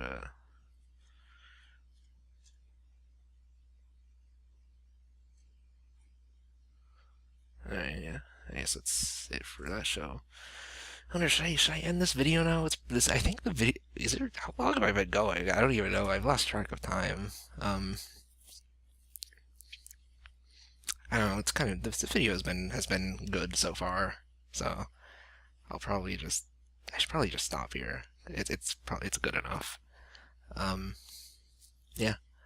So that's me reacting to all these fucking dumbass anime reviews. Oh man, that was crazy. That was a good time, guys. I wonder if you're gonna stick through this whole video that I might not even upload. I don't know. But this video is a wild ride. There's lots of character development in this video. There's lots of character arcs and stuff. You know, I went crazy. Yeah. Maybe at the very least, like, I don't know. I feel like I said a lot of things. You know. Even if the pacing was a little bit off, you know, I said some cool stuff. Yeah. Wait a minute. What's this?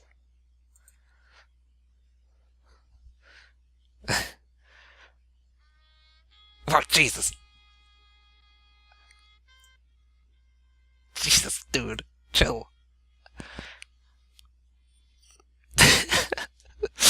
Like, it's just the thing that makes this funny is just I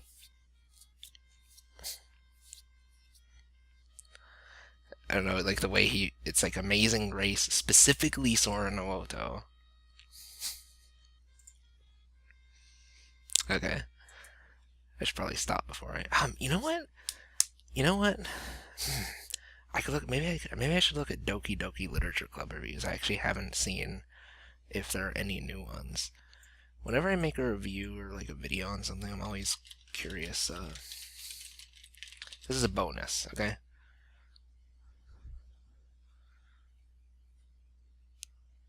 Ugh, fuck. Froze again. Hold on, let me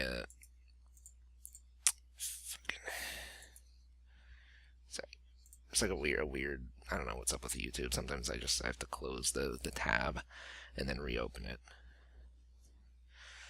This is the biggest review on the show, I believe, which I've already seen it. I don't really remember it because it was just kind of a whatever. It was just kind of like it's like a build up. It's like a generic visual novel, and then it's not, and it's weird and whatever. So we'll just skip it. That's like in both of them because I just summed up most of these to me, TBH.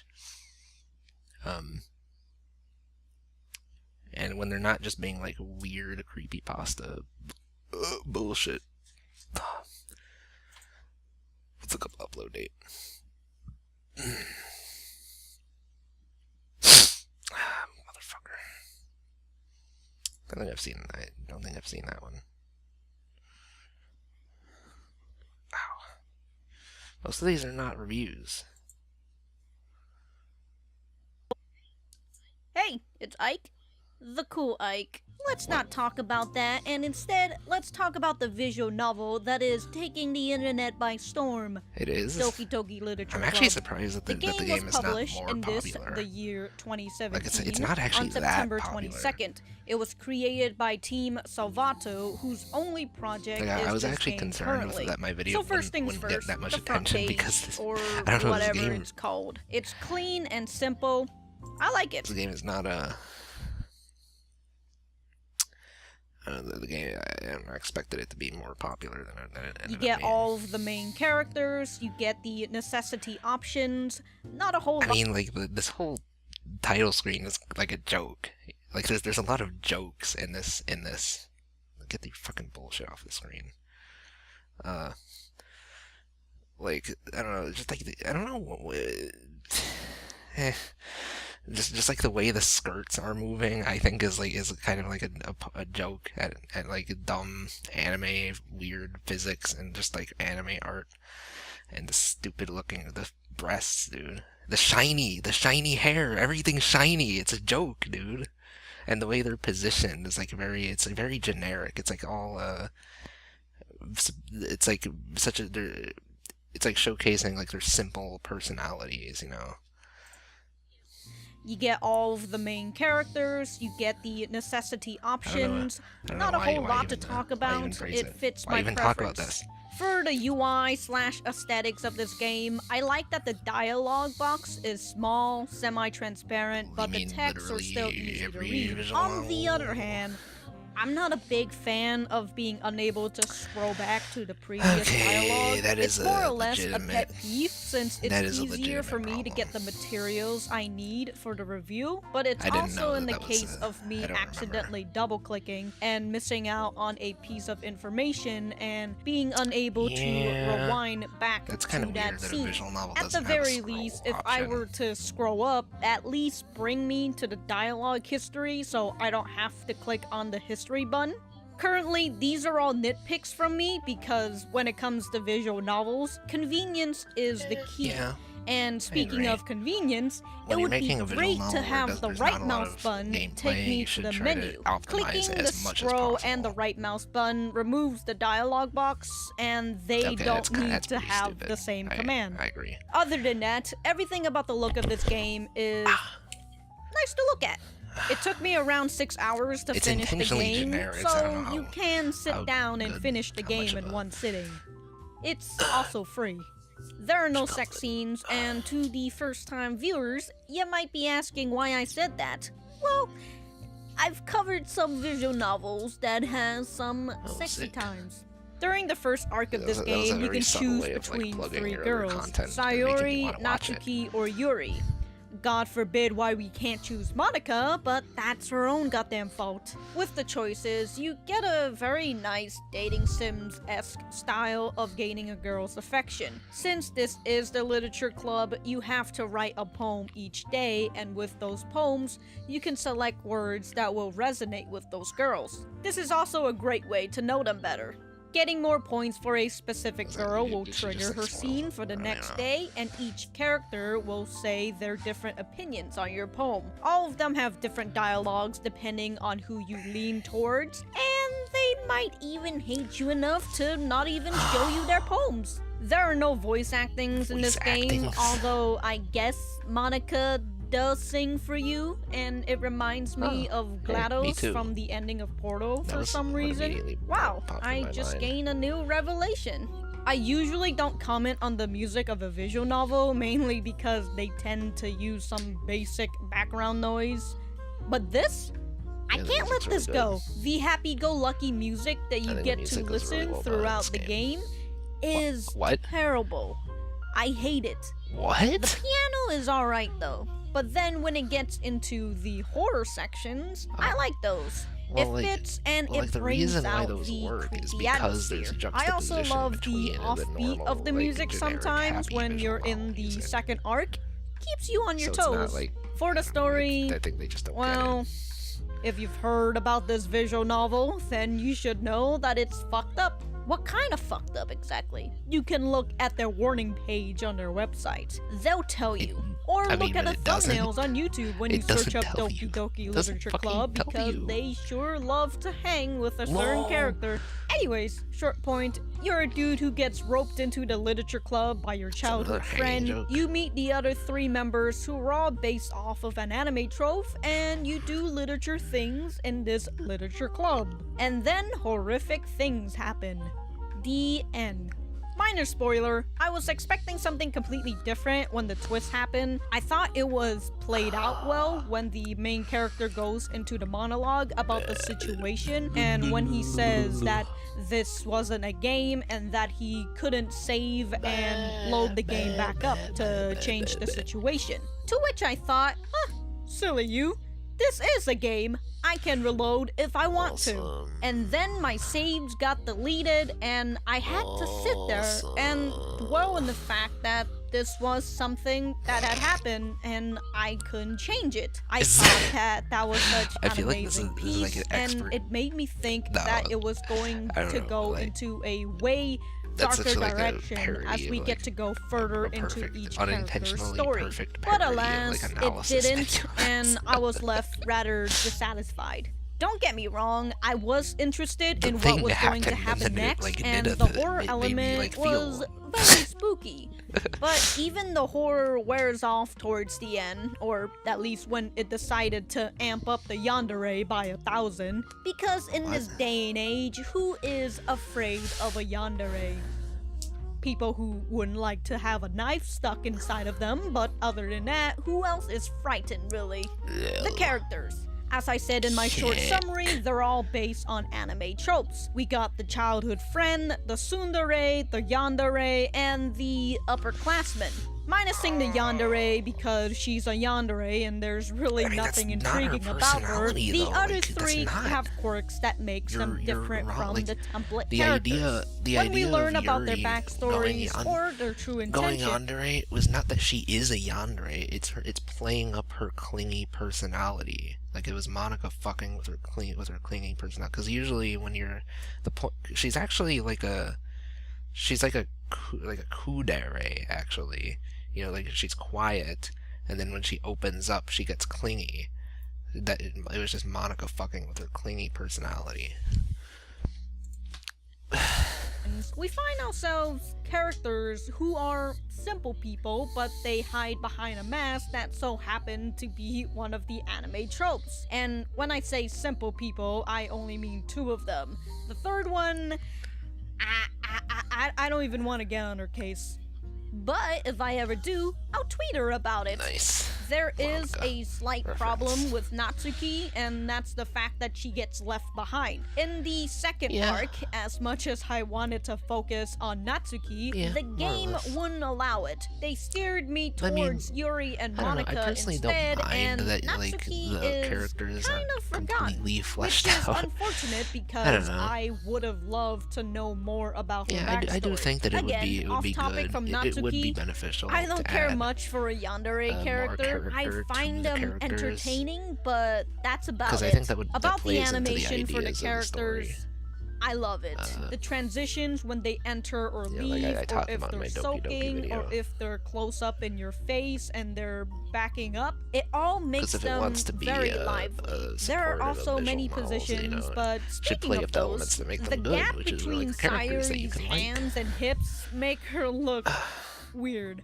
I think they did a fine job with that I don't often see people standing like that. Also, when I look at the characters, they look out of proportion. That's literally I can't explain it well since I'm not an artist. Their head is huge. That's what I'm trying that's to visual say. Novel. And that's then the writing. Their hair is huge. Is my thing. I don't have any grammatical problems with this game. However, towards the end, it gets too meta and edgy for my taste. On the other hand, like I said about the twist, I still find that piece to be fantastic. The poems, although I might be a washed-up writer, I still can't write poetry, so I can't make a comment about it. I was taught by a great English teacher who told me that a tree is fucking blue instead of asking what it might represent. The poem that Sayuri lets you read on the second day, though, that gets me. very creepy and cringy in a good way. If you look into the more complex poems, they're not hard to figure out. Finally, we are at the end. Would I recommend this game?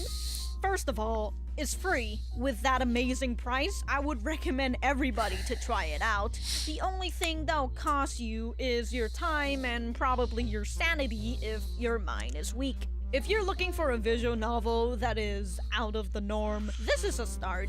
If you're looking for a visual novel with a good, creepy atmosphere, this one does deliver. I had expected something different from this visual novel. I expected it to go deeper into the rabbit hole instead of being an edgy teen, who stop but at the that's hanging just me. part. And my opinion doesn't You're really right, matter. it doesn't. Go play whatever the hell you want. Anyways, these glasses. But I don't know, it's kind of weird how people actually legitimately get depressed and stuff because the game's it's actually it's positive. It's actually it's not depressing, really.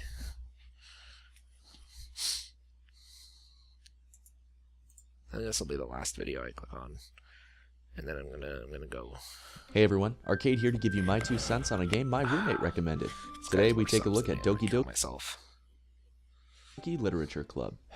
Let's talk about it or whatever, I guess. Doki Doki was released September 27th, 2017 for PC. So what is this game? You play as a boy who decides to join a school club. After a bit of persuasion from your friend Sayori, you decide to check out the new club she's a part of and ultimately end up joining. In the club, the protagonist, who was named Beef Boy in my case, meets the 3 other members, all of which are female. You've got Pink Princess, Hella Sad Girl, and the club president, Monica. I love Monica. Just Monica. She's all you need. Beef Boy starts to participate in the literature club's activities, writing and sharing poetry, getting to know each of the girls better, as well as preparing for a school club festival that will hopefully bring in more members. This is a simple game about nothing more than a boy in a book club enjoying the company of a few cute women. There's no reason to think there's anything deeper going on here, because there definitely is. You get to slowly learn more about the other girls and ultimately get to choose who you pursue. There's no reason why you should think about which girl to pick though, because there's only one option you need, and that's Monica. Monica is best girl. Monica. So how about the presentation? There really isn't too much to look at here, as most of the time you're given static backdrops and expressive sprites on screen. That's it. The backgrounds aren't too varied, but the expressions on the characters' faces certainly are. They show the emotion corresponding to whatever text is being shown on screen at the time, which is a nice added touch. Unfortunately though, since you'll be doing nothing more than reading throughout the majority of this game, you won't be looking up too much at the characters' faces. So while I can tell there was a lot of love and care put into creating these sprites and giving them emotions, I feel they're kind of pointless, as you miss many of the expressions. As far as the music and sound goes, there's nothing out of the ordinary or worth mentioning, honestly. There's a decent mix of different soundtracks to be found in Doki Doki, which for the most part is happy, bubbly, and full of feel-good emotion. Some tracks did become a bit droning over time though,